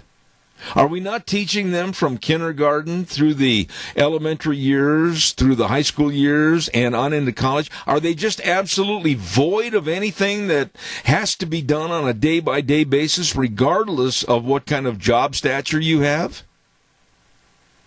They don't know? Holy cow. When I saw that girl literally look into the camera and say, well, I didn't know you had to put stamps on them. Wow. And this is the next generation that's going to take over and run the world when they can't even clean up their bedroom? We got problems in River City. Oh, boy, let's see. What else have I got cooking here real quick? Adulting 101, a college course. I mentioned Joe Biden and his son Hunter a little bit ago. And inch by inch, step by step, every day, I think the Bidens are really starting to perspire. I think Joe and Hunter both know that there are some real shady, if not totally gray areas where there was a whole bunch of money going into their pockets, and now people are going to start asking questions. Why was Hunter Biden, a kid that absolutely had no ability, a kid that had a severe drug problem, a kid that had a severe personality problem where everybody owed him a living, was sent to the Ukraine to work for an oil company, and then goes to China to negotiate deals for huge sums of money? Whew. That's something I can't buy into. All right, calls are welcome, 436-2244, 1-866-927-4587. I want to remind you, too, about our friends with 7K Metals. And I was introduced to these folks not too long ago. As a matter of fact, I knew them, but I mean the topic we're talking about, 7K Metals, where you can help yourself through silver purchases that are sent right to your home. You can build your own financial security and future. It's really a great concept, really great thinking. Silver going up, up, up, up, up in value. And like I said, you can create your own security bank, and it's also a valued treasure that you can pass along to your loved ones. I urge you to find out more about this, and I want you to call Lon Hardy at 312-8699 or Sharon Wilmot at 430-3259. And please tell them I told you to call. These are really nice people that can share with you an opportunity about silver purchases for your financial security through 7K Metals. You be sure and give them a call today.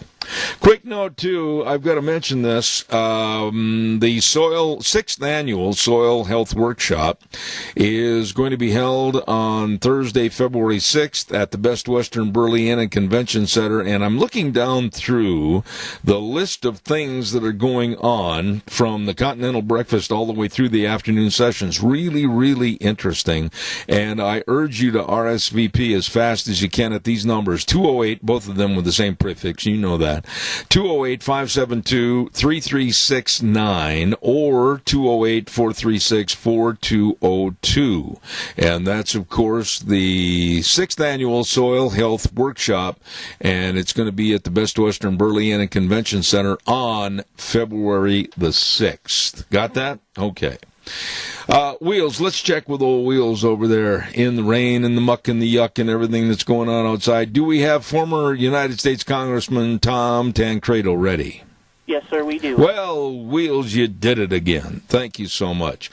I've been very honored and pleased to have this gentleman on my program quite a few times in the past. He is a former United States congressman and serves as advisory board member for We Build the Wall, and also the author of the Bush-era book called In Mortal Danger, The Battle for America's Border and Security. And I say good morning to Colorado's Tom Tancredo. How are you? I'm well, sir. I'm well, and how are things in Idaho? Well, not too bad. I know you're probably, I don't know if you had a chance or not, to go to the Great National Western Rodeo and Stock Show in Denver. That's quite an event going on right now. Indeed it is. It's a big one here, and yeah, well, I guess that's a similar, this is as close as I can get right now to Idaho, I suppose. I had the occasion for, I think it was 5 years in a row, to announce at the Denver National Western. And if anybody is involved in agriculture and anybody wants to learn about agriculture, it's all there at the National Western, isn't it? It most certainly is. It's a great time, and quite a tradition here for, my goodness, over 100 years, I think. Absolutely. Tom, the reason I wanted you on the program again is, and maybe I'm going to jump off the rails here a little bit, so bear with me. I am getting really disgusted and downright German mad over the way that we, the citizens of the United States, are being forced and coerced and told that we are going to accept millions of refugees, learning that we are going to accept the fact that the United States is going to give driver's licenses to illegal aliens, and the list goes on and on. We can't be the sponge to absorb all people, but yet this country is at a tipping point. How do we stop this? Well, we stop it by supporting the president in his efforts, because, believe me, up to this point in time, there's been nothing done to put a plug in that. It was not even a leak, really. It's a huge break in the dam that has been created over the last 50 years, and created for the purpose of changing America. That's really, I think people have to understand that what you just described did not happen simply out of altruistic motivation on the part of lawmakers. It happened as a result of a plan, a coordinated effort to thoroughly transform America, to do what Barack Obama promised to do. And this is, just one more step in it, because, well, it's probably the most important step in that direction. It's the most important agenda item for those people who want to thoroughly transform America. And they know that that happens as a result of massive immigration of people who do not and will not assimilate, the people who want more and more government, and will vote for that concept over and over again, and keep the people in office, the elites in office, and maintain a constant class of folks who are always in need of government assistance. Tom, I'm going to ask you. I mean, it started with Teddy Kennedy. Right. He created the bill in 1965, and he knew exactly what he was doing. We have been suffering under it ever since. Hopefully, we've got a president who is trying his best to stop that and doing things that are, of course, driving the left crazy. I believe, honestly, Zeb, I believe that a big part of the whole impeachment thing is a result of the fact that they cannot stand him for a lot of reasons. They hate the president. Yes, they do. We all know that. But why? Why do they really, did you ever think about that? Why do they really hate him? Not just oppose him, but hate him. Why? Well, it is because he threatens the basic premise of their political existence. And so you can understand then this incredible desire to see the guy gone. He is the biggest threat they have ever had to this idea of a thoroughly transformed America. Absolutely. Tom, may I be so rude and ask, do you have a landline phone, or is this the best way to conduct the interview on the cell phone? Because it is cutting out on occasion. Is it? I'm sorry. It is all I have, and I've moved over to where I think is the closest that can be to a modem. I apologize. I don't think I can. We'll make it work. Try to call you back or something. No, we'll make it. We'll make it work for this interview because I don't want to lose a minute of this. You mentioned various things, the transformation of America. I guess obviously from a naive attitude, I would sit here and say, why? Why do we want to transform America? Why do we want to get rid of our culture? Why do we want to think about the imposition and change of our Constitution, the greatest ever written in the world? Why? We're like the Titanic, but yet the left wants to bring us down to the bottom of the ocean. We can't do that. It is simply a power issue. It is who controls the economy, who controls your life. These folks have a strong desire to this political elite we've talked about, the left in general. I mean, what is their purpose? Why is it they fight so hard? It is for power, the acquisition of power and the maintenance of it, the continuation of it. And so it is, unfortunately, a relatively simple answer. They want to rule, and they want to. They believe. Maybe it's all done out of this deep sense of, and they're on their part of noblesse oblige. You know what I mean? That they're the gifted ones. They're the ones who should be in power and leading all of us who don't understand the real world and need the help of people smarter and who can actually arrange things. Remember, this really all developed Winston out of a president that was around a long time ago, First World War president, who had he believed that the Constitution was no longer effective and that people had reached a point that, in terms of intelligence and that sort of thing, that you really could have folks who ran the country on their own, not using something like a constitution or whatever the founders put together, but we had developed.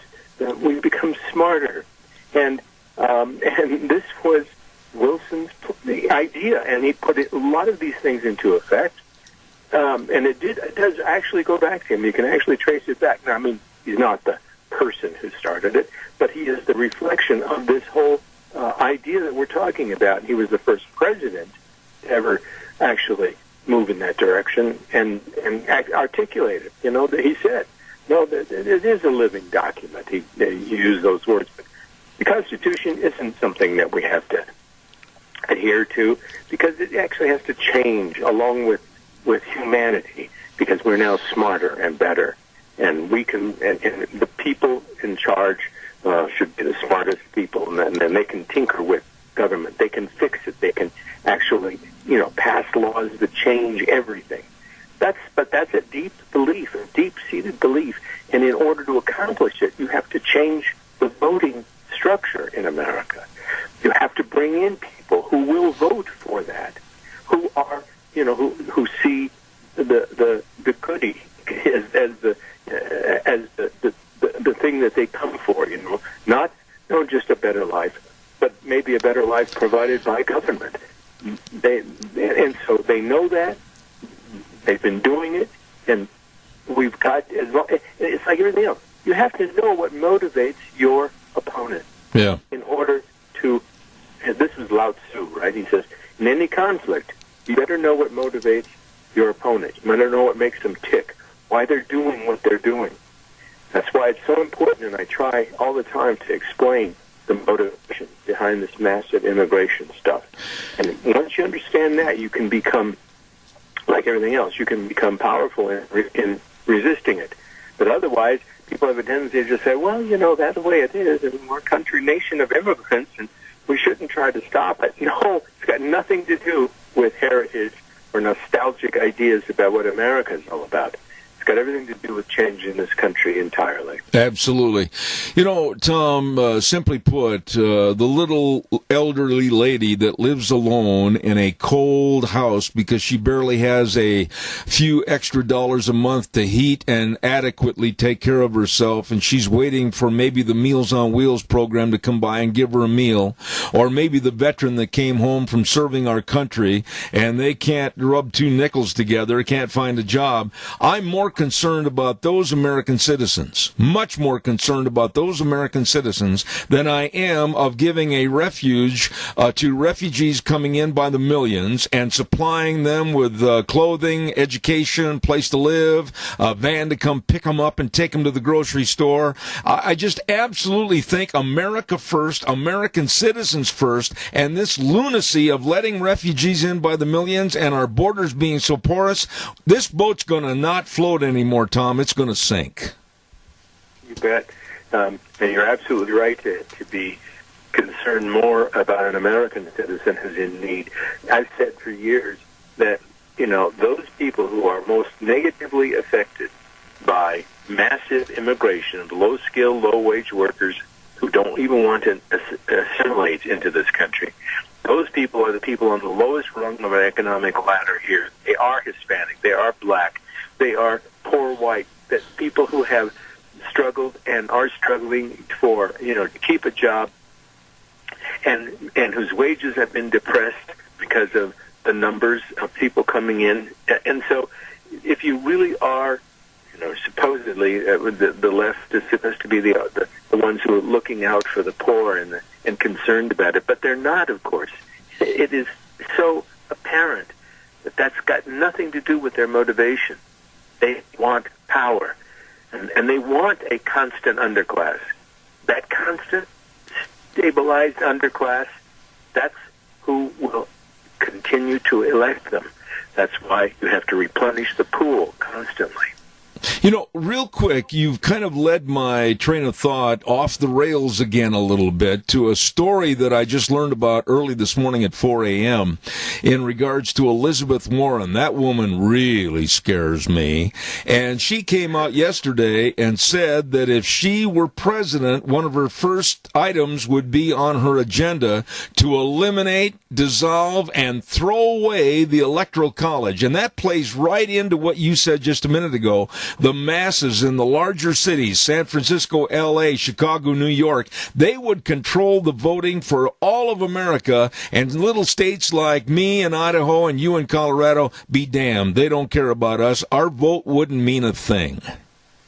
No, of course not. And it is, they believe that it is their idea, their plan is working, the plan of overwhelming the system with people who will vote for their continued hegemony.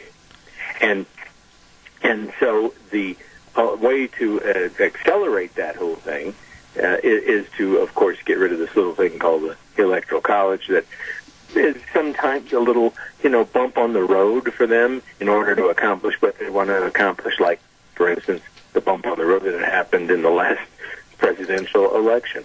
But it is all part of that same thing. You yourself, why would they do that? What do they have against the Constitution? Well, they burn the Constitution in a heartbeat. They shred it in every way they can from a legalistic standpoint with all the judges that they appoint who throw the Constitution out the window and decide to make laws on their own. So it is an attack on the Constitution, and of course, again, it just goes back to who we are. There's a great book Samuel Huntington wrote a while back. Well, he's passed away now, but great guy, wonderful human being, terrific author, and it's called Who Are We?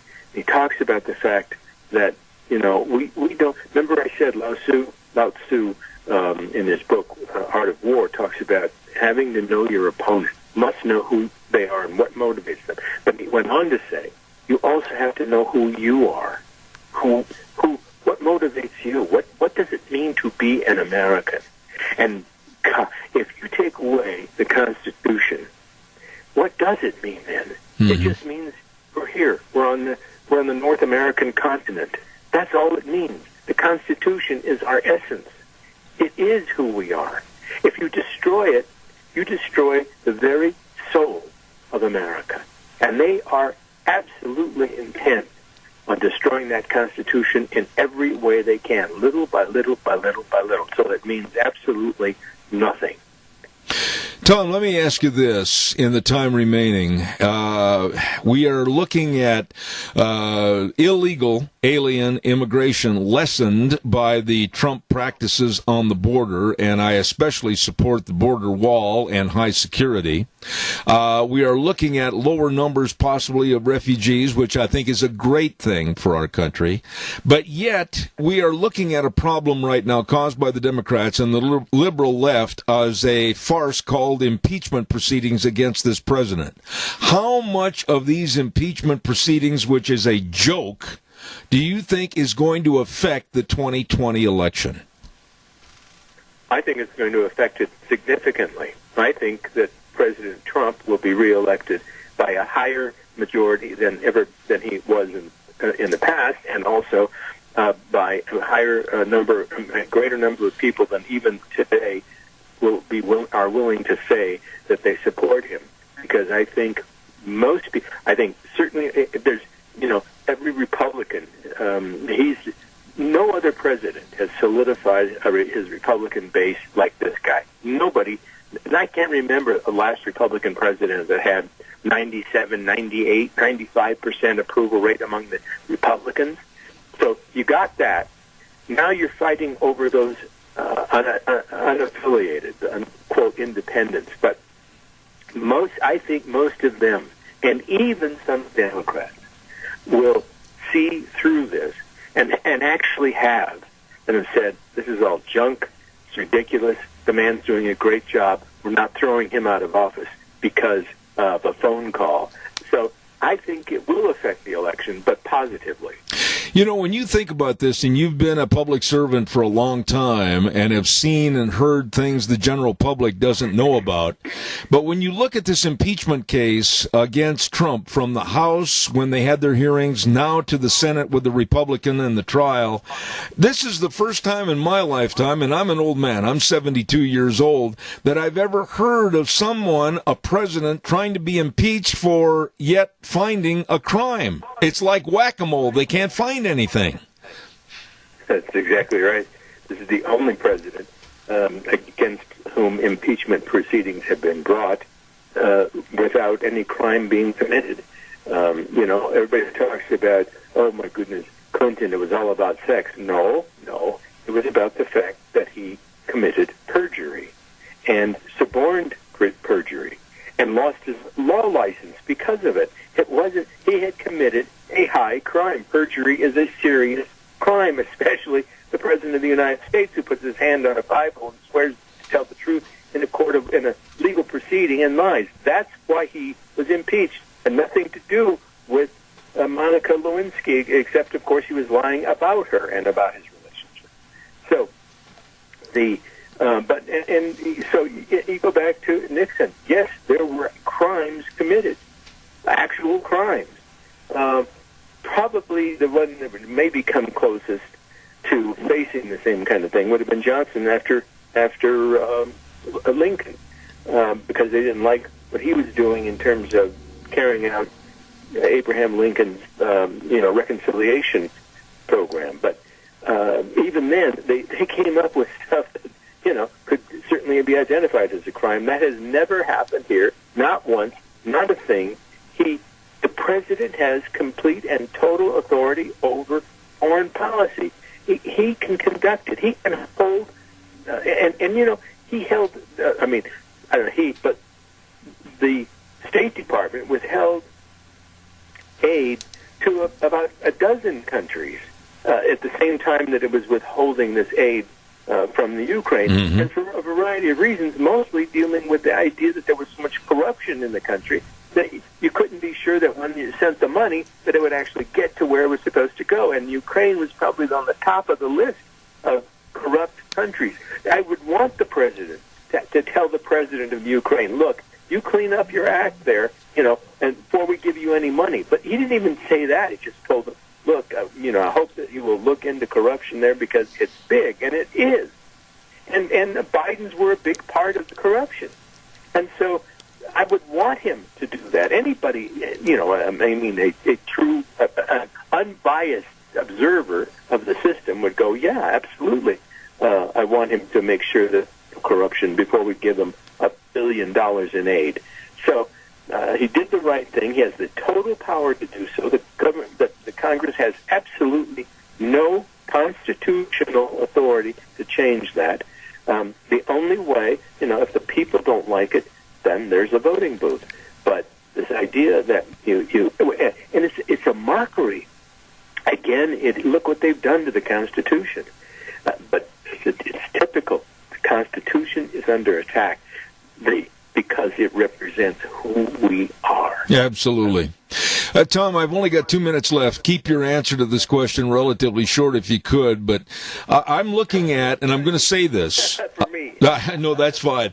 But I'm going to say this, and if you don't agree, please tell me. But I think that this is the last rung of the ladder for the Democrats. If they fail at this impeachment, I think we're going to see a severe fragmentation of the Democratic Party with the Pelosi's and the Schumers on one side, and you're going to see the AOCs and the other radicals on the other, and I think we're going to see the destruction of the Democratic Party forever. Do you agree or disagree?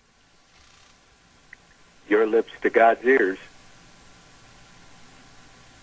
Sounds good to me. Sounds good to me. That's as brief as I can make it.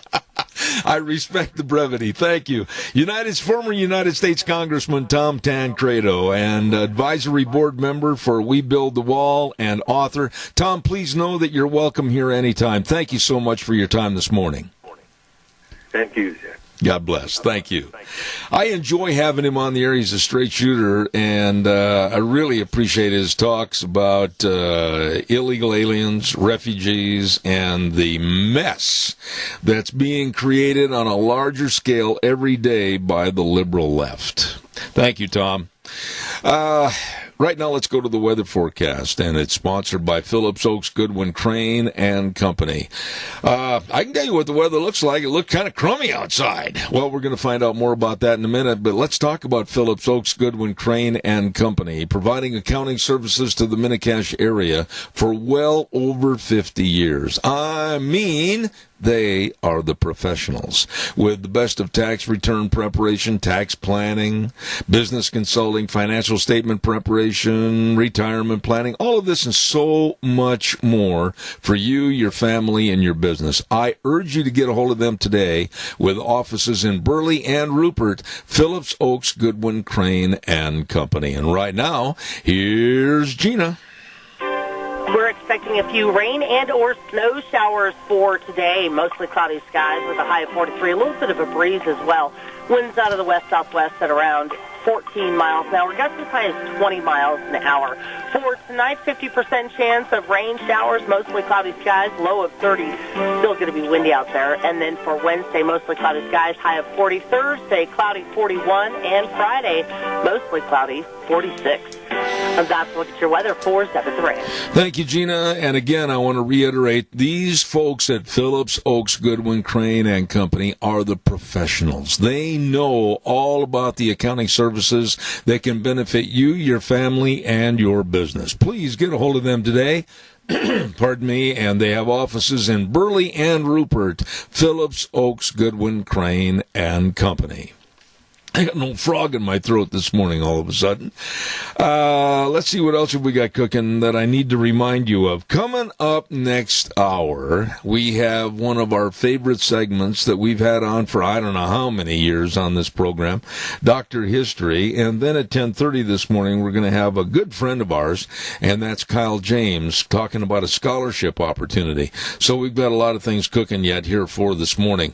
I've got time for another call, so give me a jingle on the landline, 436-2244, 1-866-927-4587. By the way, did you hear or see there is a video that was shot, I believe, up in Washington State? Now, I don't have all the particulars on this, and if I'm wrong in some of the things that I say, I will stand corrected. But I believe it was a Forest Service camera that was put up in the woods, and there's a small clearing right in the middle of where the trees go around this little clearing. Well, the video captured what looks to be Bigfoot, Sasquatch. I'm not kidding.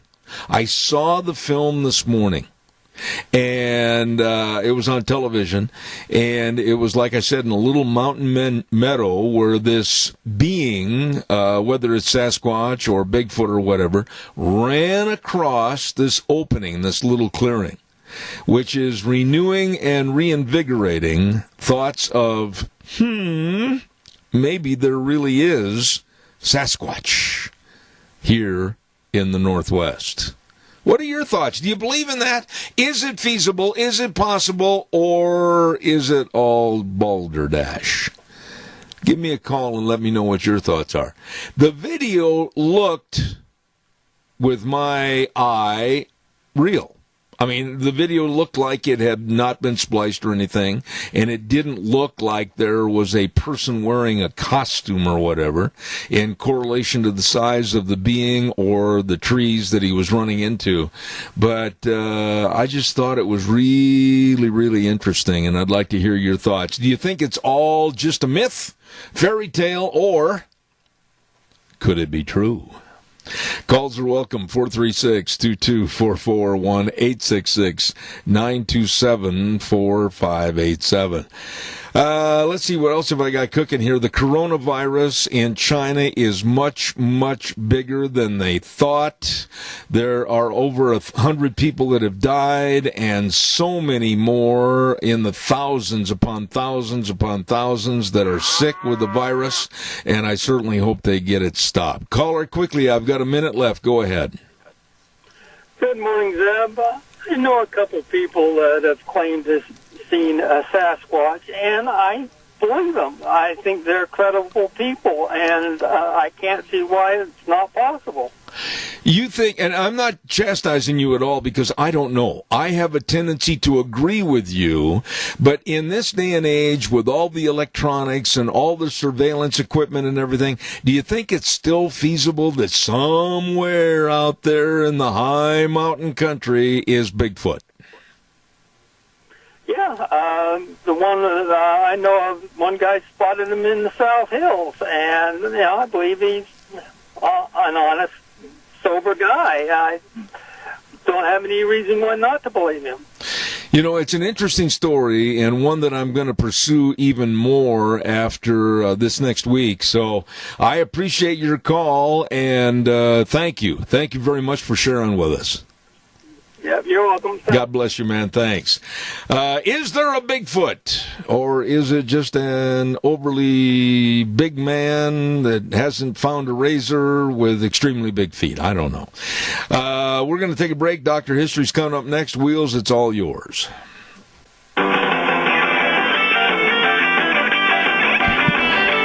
Oh, they're playing the music. And that means I better quit talking to Dr. History and pay attention to what's going on here. Morning, everybody. Zeb at the Ranch, and brought to you by our major sponsor, your Magic Valley Les Schwab Tire Centers. All 7 locations serving you with the best of tires for whatever vehicle you're having problems with. They've got the best at your Magic Valley Les Schwab Tire Centers. Don't forget, too, Burley Physical Therapy and Rehabilitation at 1263 Bennett Avenue, Suite 2 in Burley, helping you get back to being you. And our friends at Greystone Crossing Senior Living at 1221 21st Street in Heyburn. These are the nicest people. And a beautiful location on Alfresco Road. That's 21st Street, just a mile east of Walmart. Oh, my. They've got a 12-bedroom home, and they provide 3 meals a day, plus snacks, housekeeping, local transportation, all of this. It's really a great place for you and your friends to reside. Please call for an appointment to go by and see the facility. Call Matt and Kelly Wiggins at 650-4979. Don't forget, Greystone Crossing Senior Living, 1221 21st Street in Heyburn. Well. Look who just kind of came through the weather and came into my studio. By the way, is it still raining outside? It's still raining, yeah. Really? Yeah, yep. Which is normal because I washed my pickup yesterday. You know, it's funny you should say that because I told Deanne yesterday leaving town, I snapped my fingers and I said, doggone it, I forgot to wash my truck. So I'm a little better than you by forgetting. You're okay. What's going on? Okay, I'm going to say hi to some people. Okay. Zeb. Gary in Wisconsin. My state. Yeah.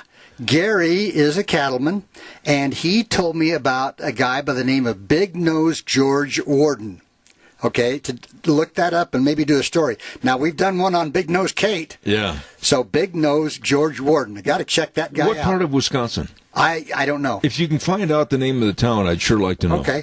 Another guy, Emerson, he had a question about the POWs during the Civil War and the treatment that happened there, which was pretty bad. It was terrible. And then Tim from Texas, he wrote to me, and John wrote to me regarding my pronunciation of Canute. You and your Canute. You know, I told you it's Newt. Okay, so I'm going back. You remember the football coach, Newt Rockney? Sure. Well, it wasn't Canute Rockney. Okay, but listen to this, Zeb. Back in Old England, there was a Canute.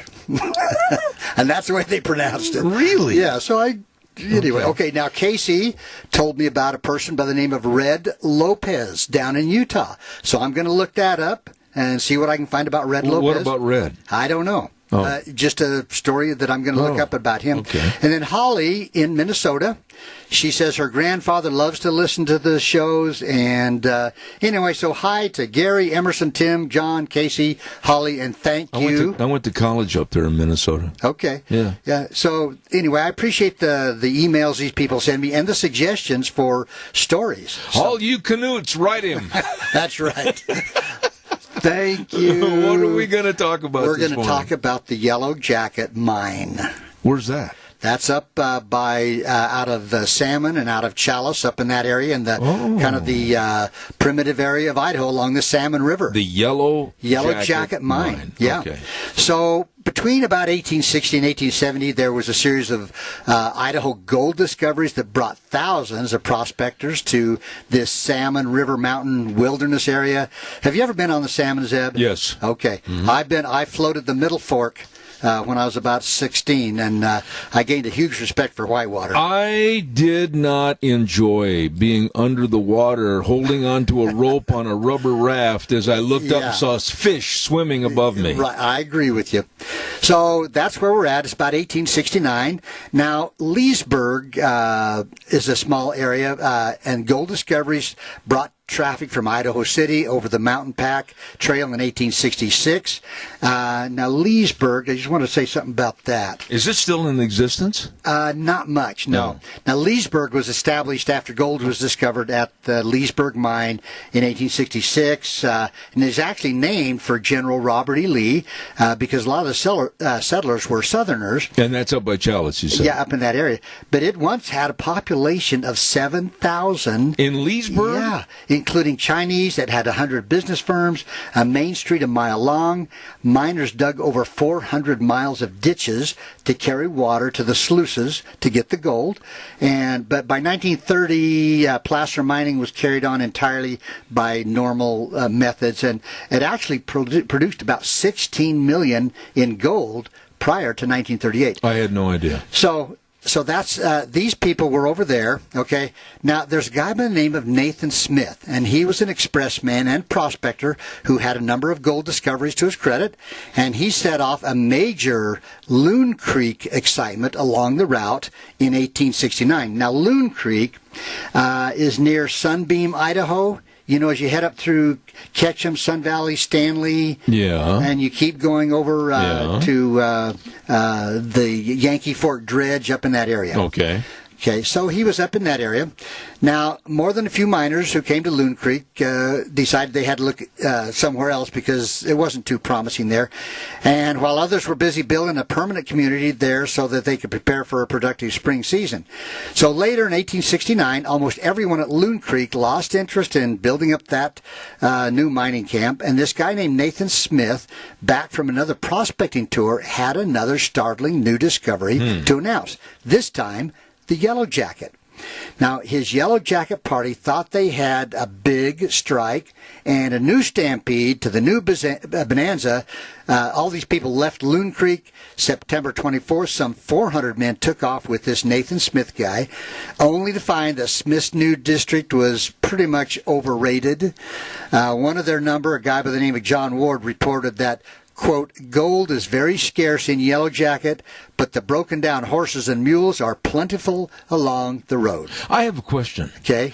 Where did they, the so-called early explorers in the state of Idaho, the miners, where did they know where to go and possibly where to dig? I don't think they had a clue. I think they just looked. They just guessed? I think they just went to, they found a creek or a stream or something and decided, what about okay. looking at a hill and saying, why, I think I'll spend a year of my life digging a hole there? Well, you know, how many guys did that and found nothing?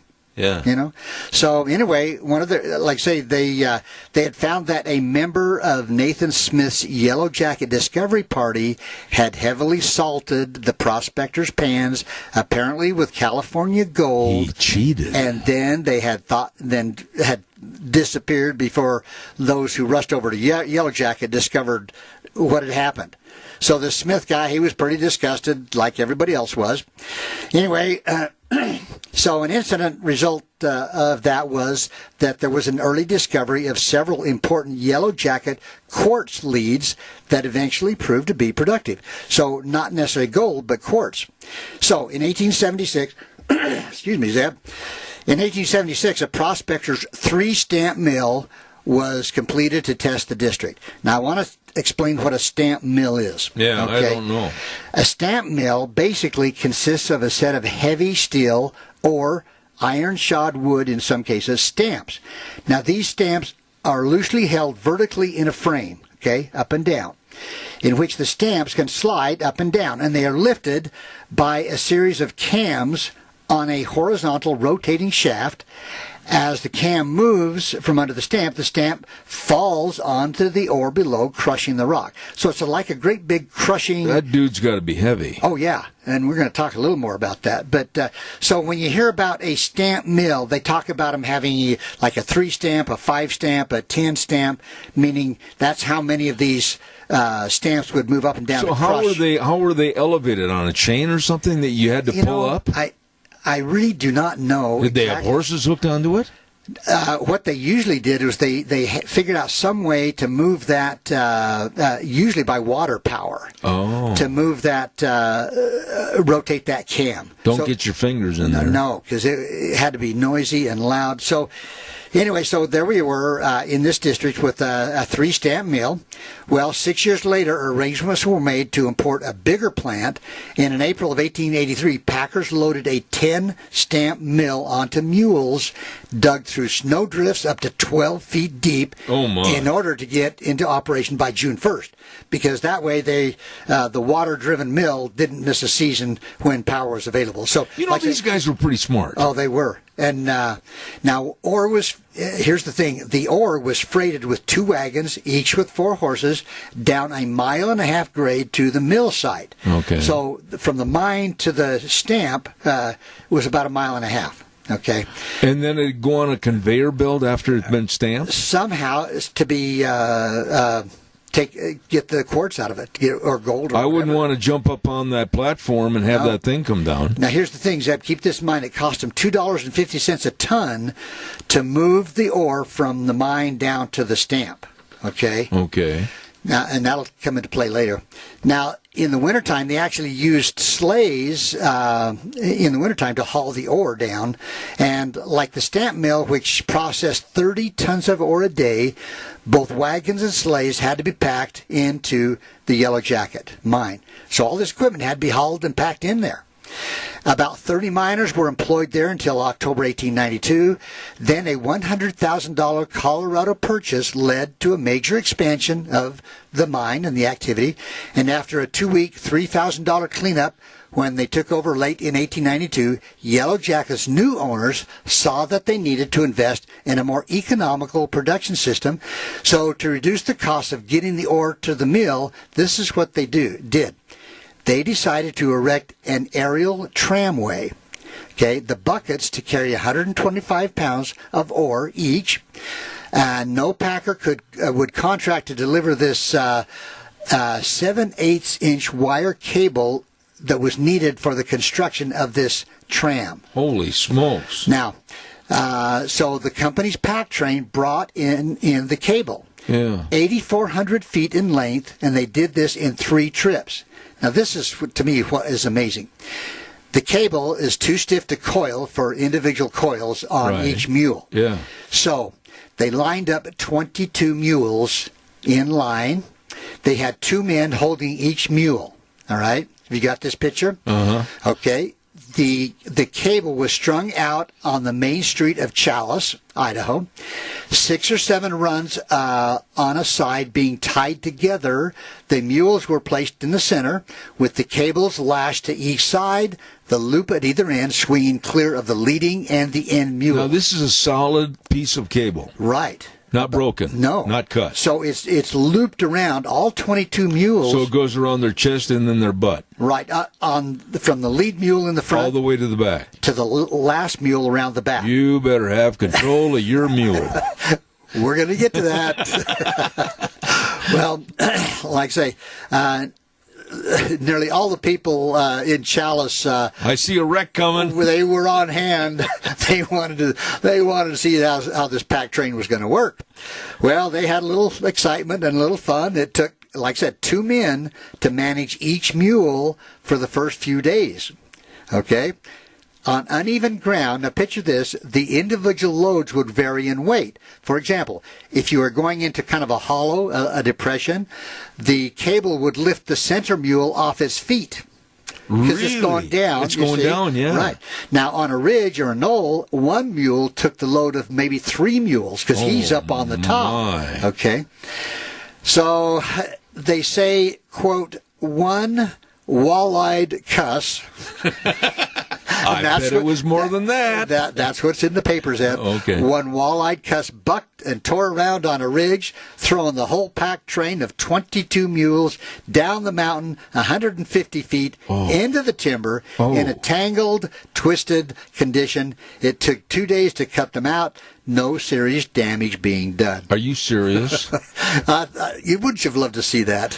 Well, not really. As long as nobody got hurt or the mules didn't get hurt or anything. But who came up with this bright idea of wrapping the cable I don't around? know. Whoever was going to get it in there somehow, one way or the other. Anyway, so owing to the stiffness of the several cables bound together, the pack train could not make short turns, obviously, and a temporary straight trail, regardless of grades, was therefore made. Eventually, the mules became accustomed to the loading, and the entire cable was delivered without serious mishap. The tramway reduced the transportation cost. Well, they finally got it up. Yeah, they got it in there.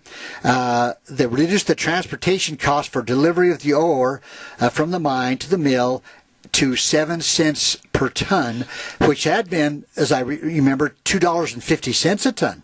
I've got to ask a question here. Okay. When they constructed that, what do you call it? The tram? The tram. Uh-huh. How did they get up to the elevations with that heavy cable, and who held it, and how did they do that? I don't know. Come on, help me. I don't know.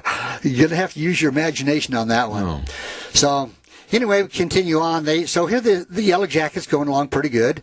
Now it's 1893. Yellow Jacket superintendent, he was afraid that his miners would go unpaid, so he refused to ship out his month of June bullion production to Salt Lake. That's where it was taken care of, okay? The action almost resulted in a forfeiture of his mine, but there's a guy by the name of G.L. Sheldon. He found out what had happened, and so he made a payment barely in time to avoid delinquency.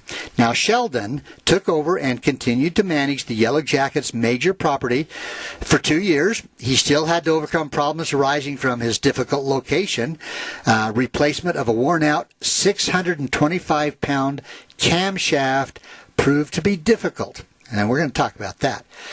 There's a Basque packer from Boise named Jesus Urquides said that he could handle... Canute? No. that he could handle heavy loads.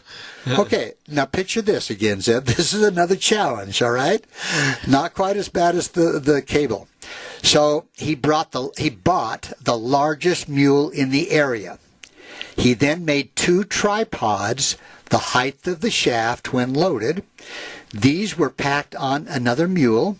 The big mule was led with the load 1, 2, or 3 hours, depending on the condition of the trail.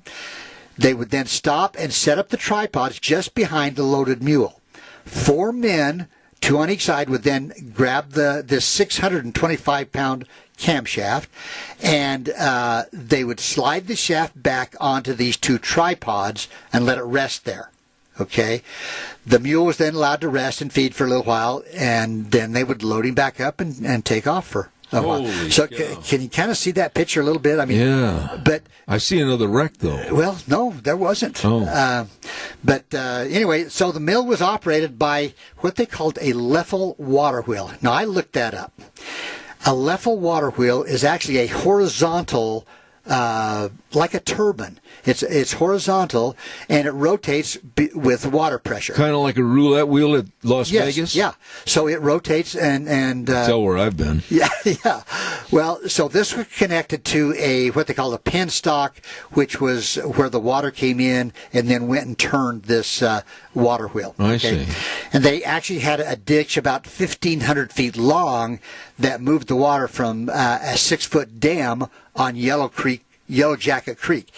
To make the water wheel go around. Right. So they built a dam. Again, Zeb, think of the labor. They built a 6-foot high dam to back up the Yellow Jacket Creek. Wow. And then that moved into this 6-foot or this conveyor, to get it down there.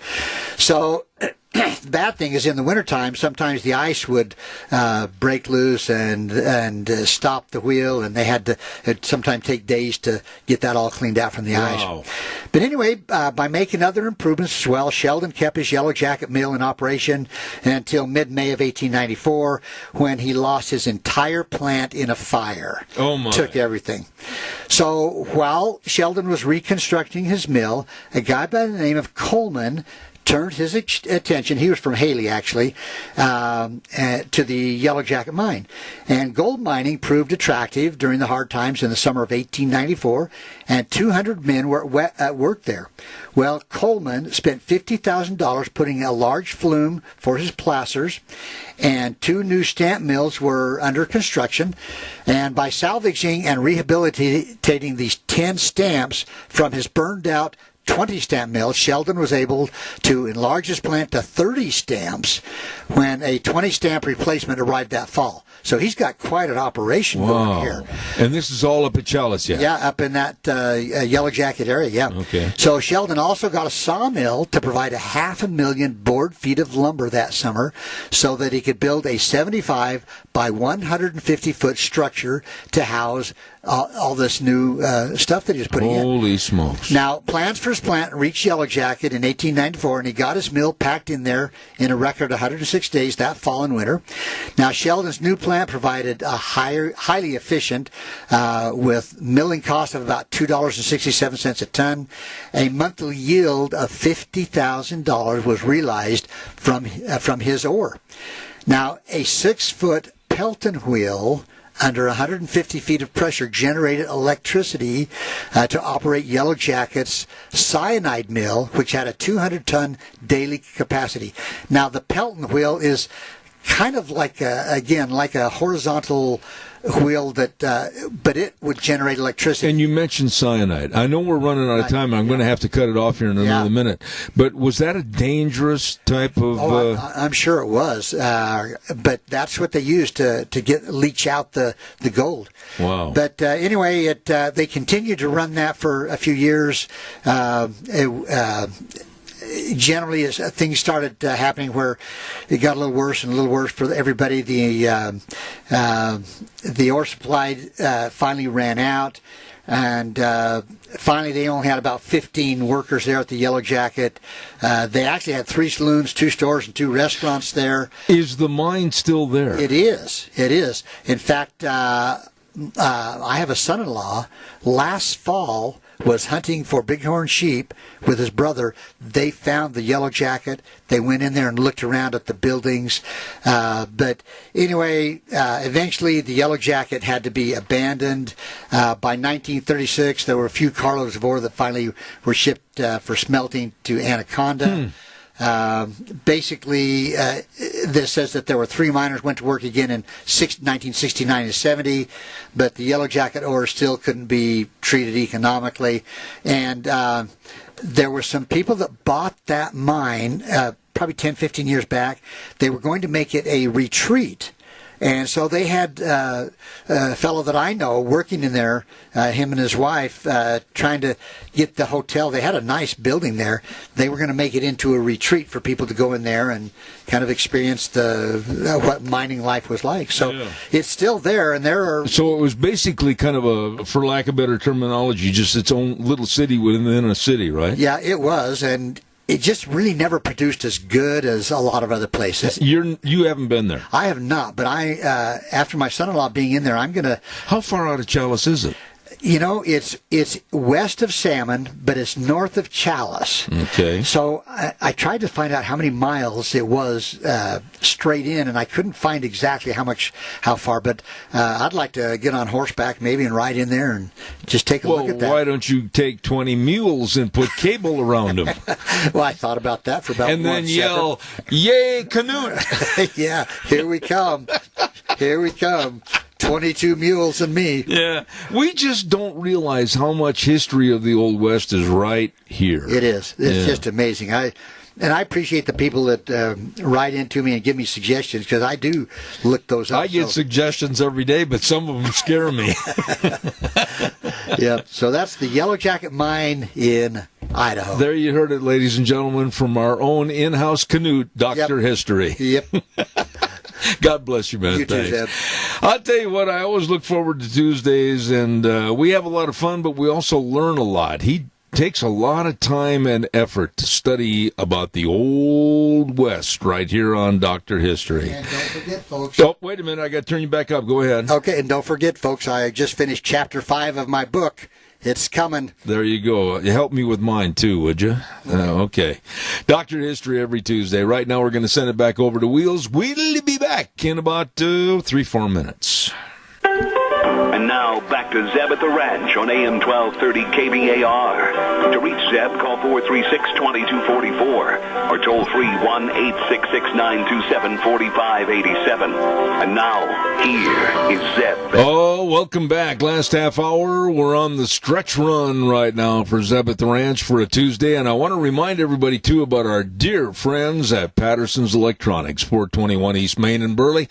Oh, my. Curtis and Lorena, they've got all your electronic needs, home theater systems, video surveillance cameras, watch out for the bad guys, car stereos and speakers, complete sound systems, all your television sets, Samsung, Sony, Toshiba, LG TVs, all of this and so much more. They're open Monday through Saturday, 9 to 6. And, oh, by the way, they're getting the new models of your car audio system in right now as we speak. So I urge you to stop by and see my friends, Curtis and Lorena, at Patterson's Electronics, 421 East Main in Burley. Also, give them a call, 678-6997. I get a chance to talk to an old friend right now on the program, and he's in behalf of the urgent care centers in Twin Falls and Jerome and Burley. Kyle James, how are you? Good morning, Zeb. I'm good. How are you doing? I am wonderful. Man, I'll tell you what, you are a busy individual, and tell us how the urgent cares in Twin Falls, Jerome, and Riverview Urgent Care in Burley, how are they doing, man? How long have you been in business now? About 2 years? Oh, yeah. We've been in Burley since 2012. Oh, my goodness. We're going on a few more than 2 years, but we're doing well. We're really growing and really expanding services. We've had a lot of employers and even just community members that have come to us and said they need more services and really appreciate what we've been doing and would love to work with us more. And so we've just expanded and just keep going. Well, I remember the tagline on all the ads that's always is the truth. Minor emergency, major care, right? That's right. Yeah, you got it. You know, there is something special for you and your family, Kyle, that I wanted to get you on the radio to talk about this morning, and it's a scholarship in regards to the memory over your father and helping students. Tell us the whole schematic about that scholarship. Yeah, I really appreciate the opportunity, Zeb. It's a really fun experience that we get to have every year, and you know, commemorate my dad, Dennis James, and basically something that was really, really important to him, and that was education. He strived his whole life to gain education. Sometimes it was formal, and sometimes it was the old school of hard knocks, which is very relatable to a lot of people. And so he wasn't, a high college educated individual, but he was an educated individual. And I think what he wanted to do is instill that very deeply in his family, to get an education, but also to be able to do that for other people, because it takes a community to raise a family, Zeb, and I know you know that, and so he wanted to do that. He wanted to have a greater spread than just within his own. He wanted everybody to be able to have an opportunity to have education. And so as we've thought, since he passed in 2015, we thought, what are some ways that we could do something to memorialize him, and that was one thing that just came up. And my mother and one of my sisters, Heather, she's been a great advocate for it and really has done a lot of legwork. They actually do pretty much all of it. I really just kind of hang out in the background.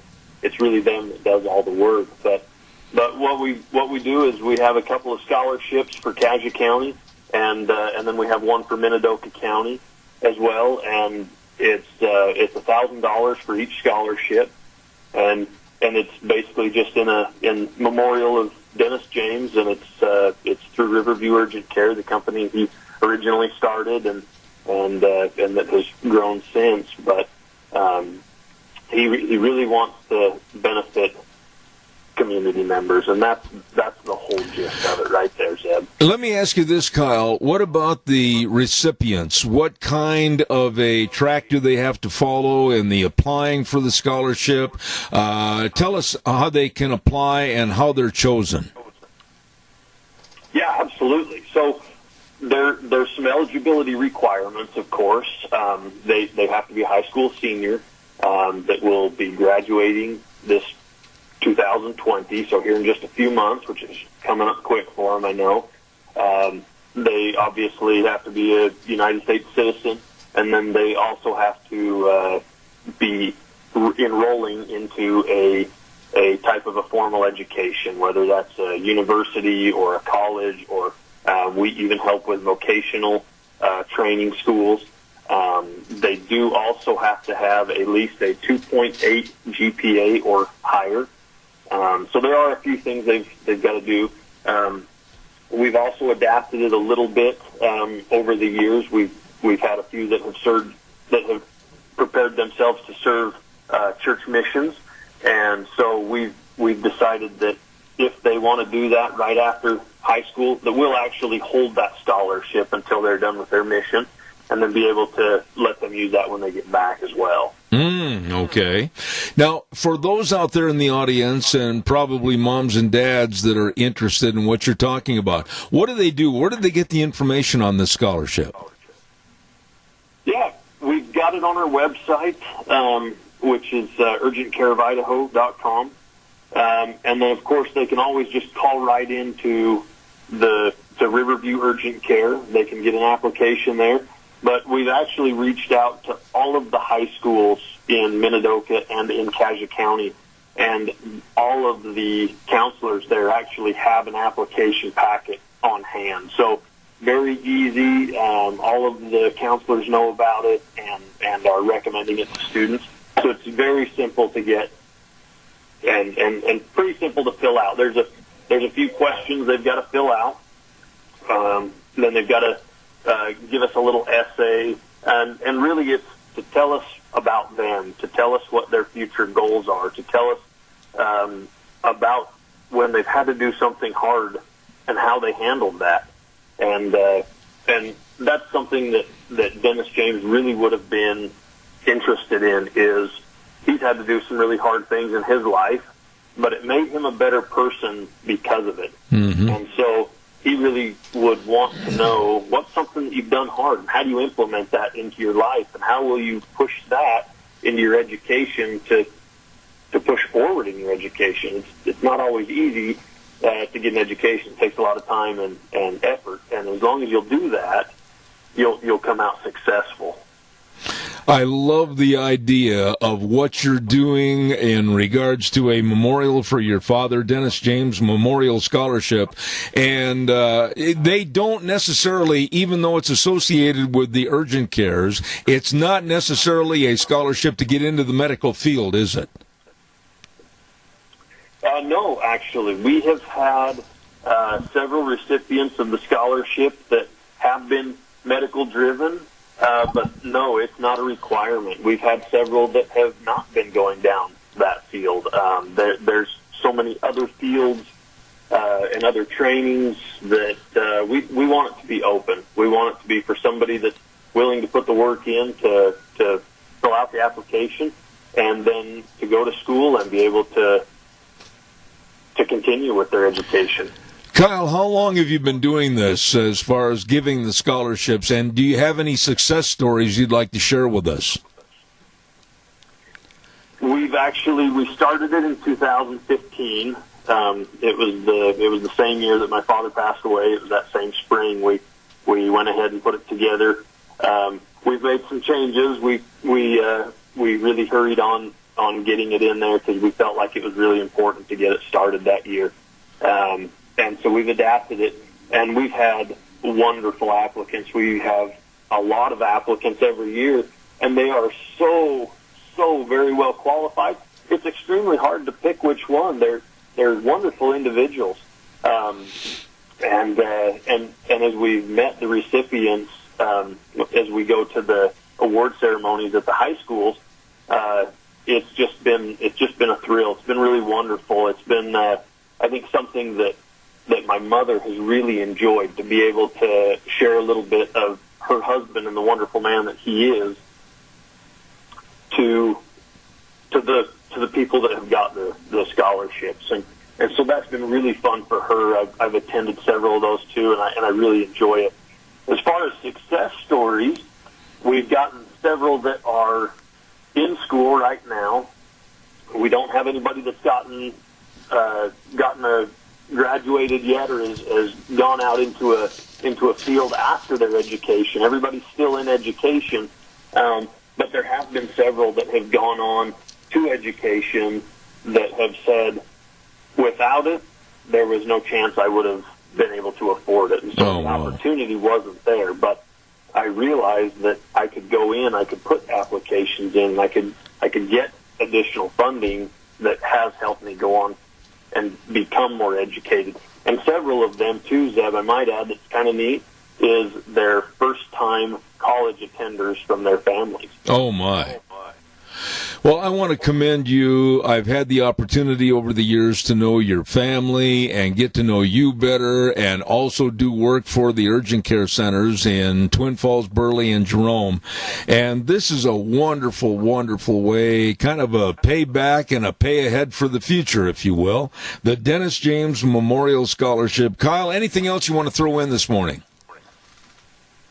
Man, we just really appreciate being on here, Zeb. We look forward to another wonderful lineup of candidates this year for the application for the scholarship program, and we're really excited to see who it ends up being. You know, who the several are this year, and looking forward to meet them and be able to welcome them into a whole new chapter in their life as they further their education, and hopefully we can be a part of that and instill a little bit of Dennis James try and experience into their life. Absolutely.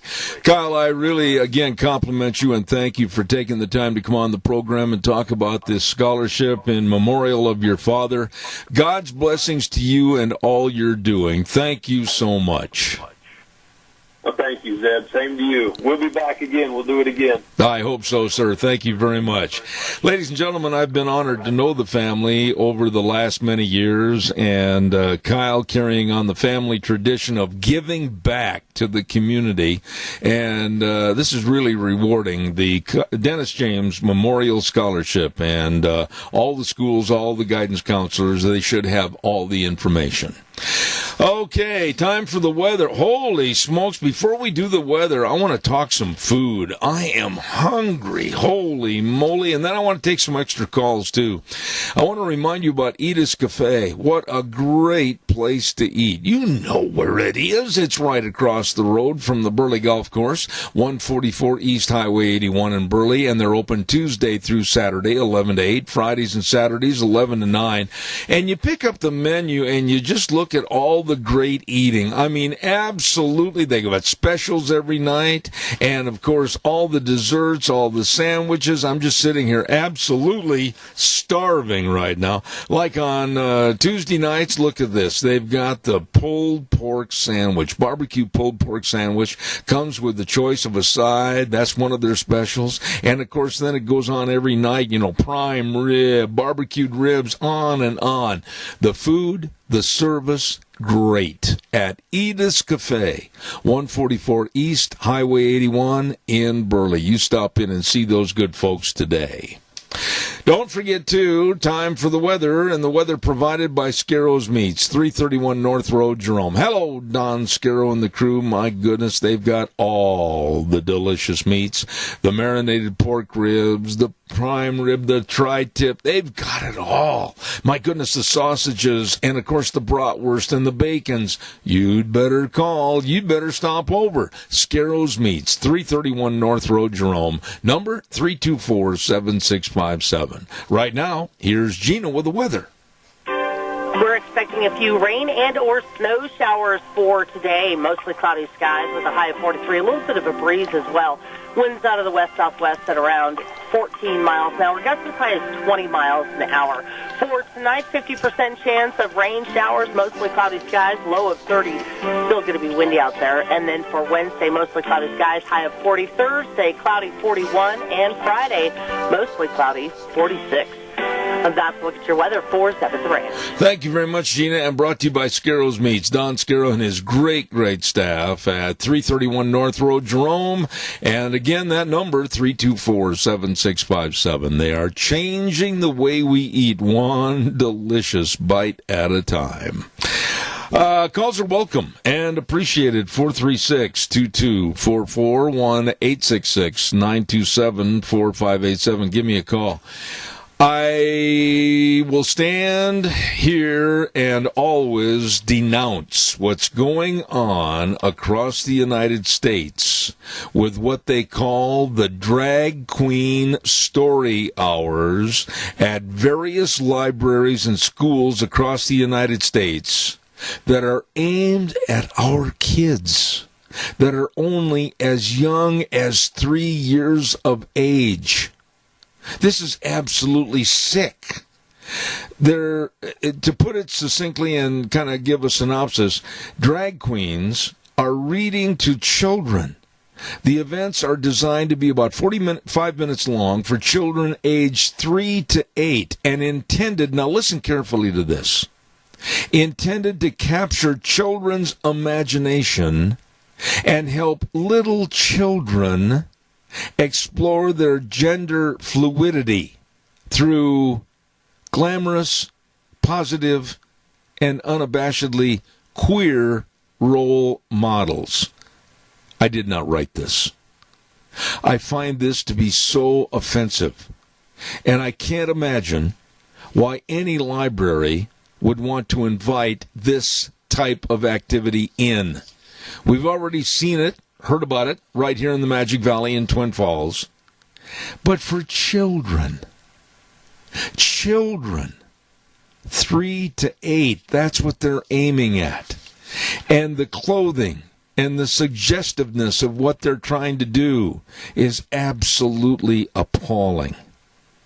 I read this story, and they're trying to enhance and make it bigger all across the United States. And right now, the official Drag Queen Story Hour website boasts of 45 independently operated chapters across the United States, all the way from New York City, Washington, D.C., Chicago, and many, many more. And the Story Hour also has 2 international chapters. Oh, my gosh. One in Tokyo and one in Berlin. This is unbelievable. The Story Hours are not only hosted at libraries, but the Organization of Filth noted that they are also hosted at schools, bookstores, museums, summer camps, after-school programs, and other community places. Well, obviously, as this 6-page report goes, the Story Hours are often met with resistance from local communities, religious groups, and citizens concerned that the events expose children to confusing gender theories and sexual behavior inappropriate for their age. Amen. Yeah, that's right. And pro-family groups like the Family Policy Alliance said they should push back against drag queen story hours out of fear that these highly sexualized events will become regularly featured events in public libraries and even schools across America. My God, where are we going? This is sick. This is perverted.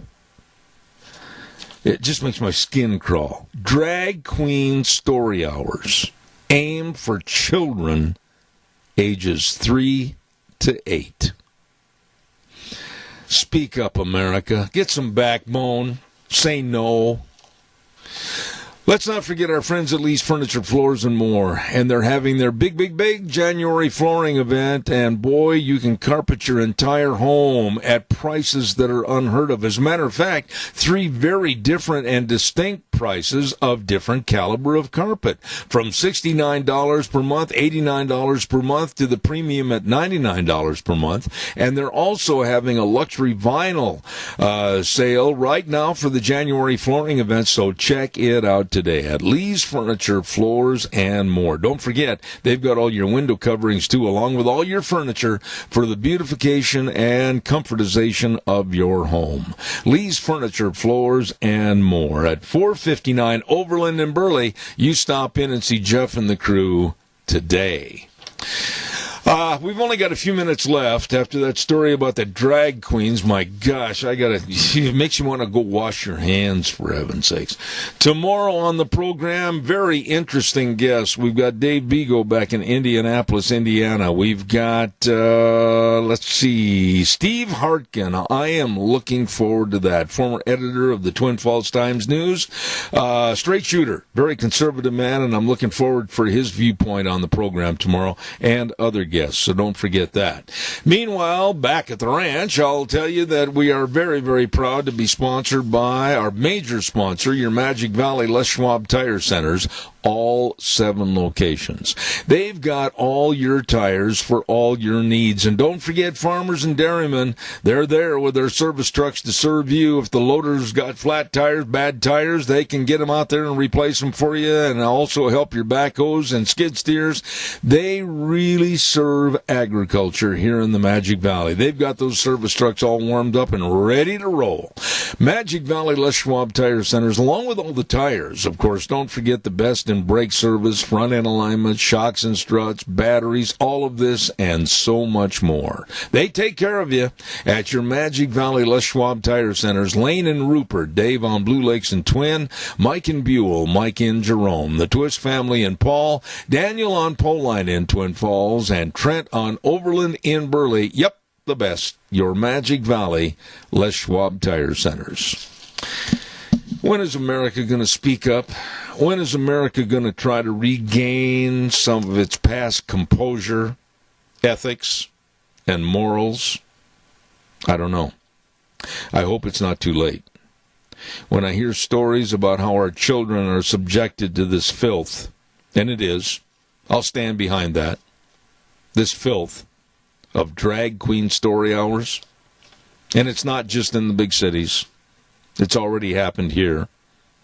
It's time to do something to be more proactive and stop this nonsense. We'll see you tomorrow morning. I'm going to calm down and take a little pill, I think. We'll be back here tomorrow morning at 8:06. The way things were, the way things ought to be, we always say every day on this program. And the 4 words that mean the most to us, of course, are in God we trust. Thanks for listening. Zeb at the Ranch on K-Bar 1230 and streaming live on the internet all over the world on ZebBell.com. We'll see you tomorrow morning.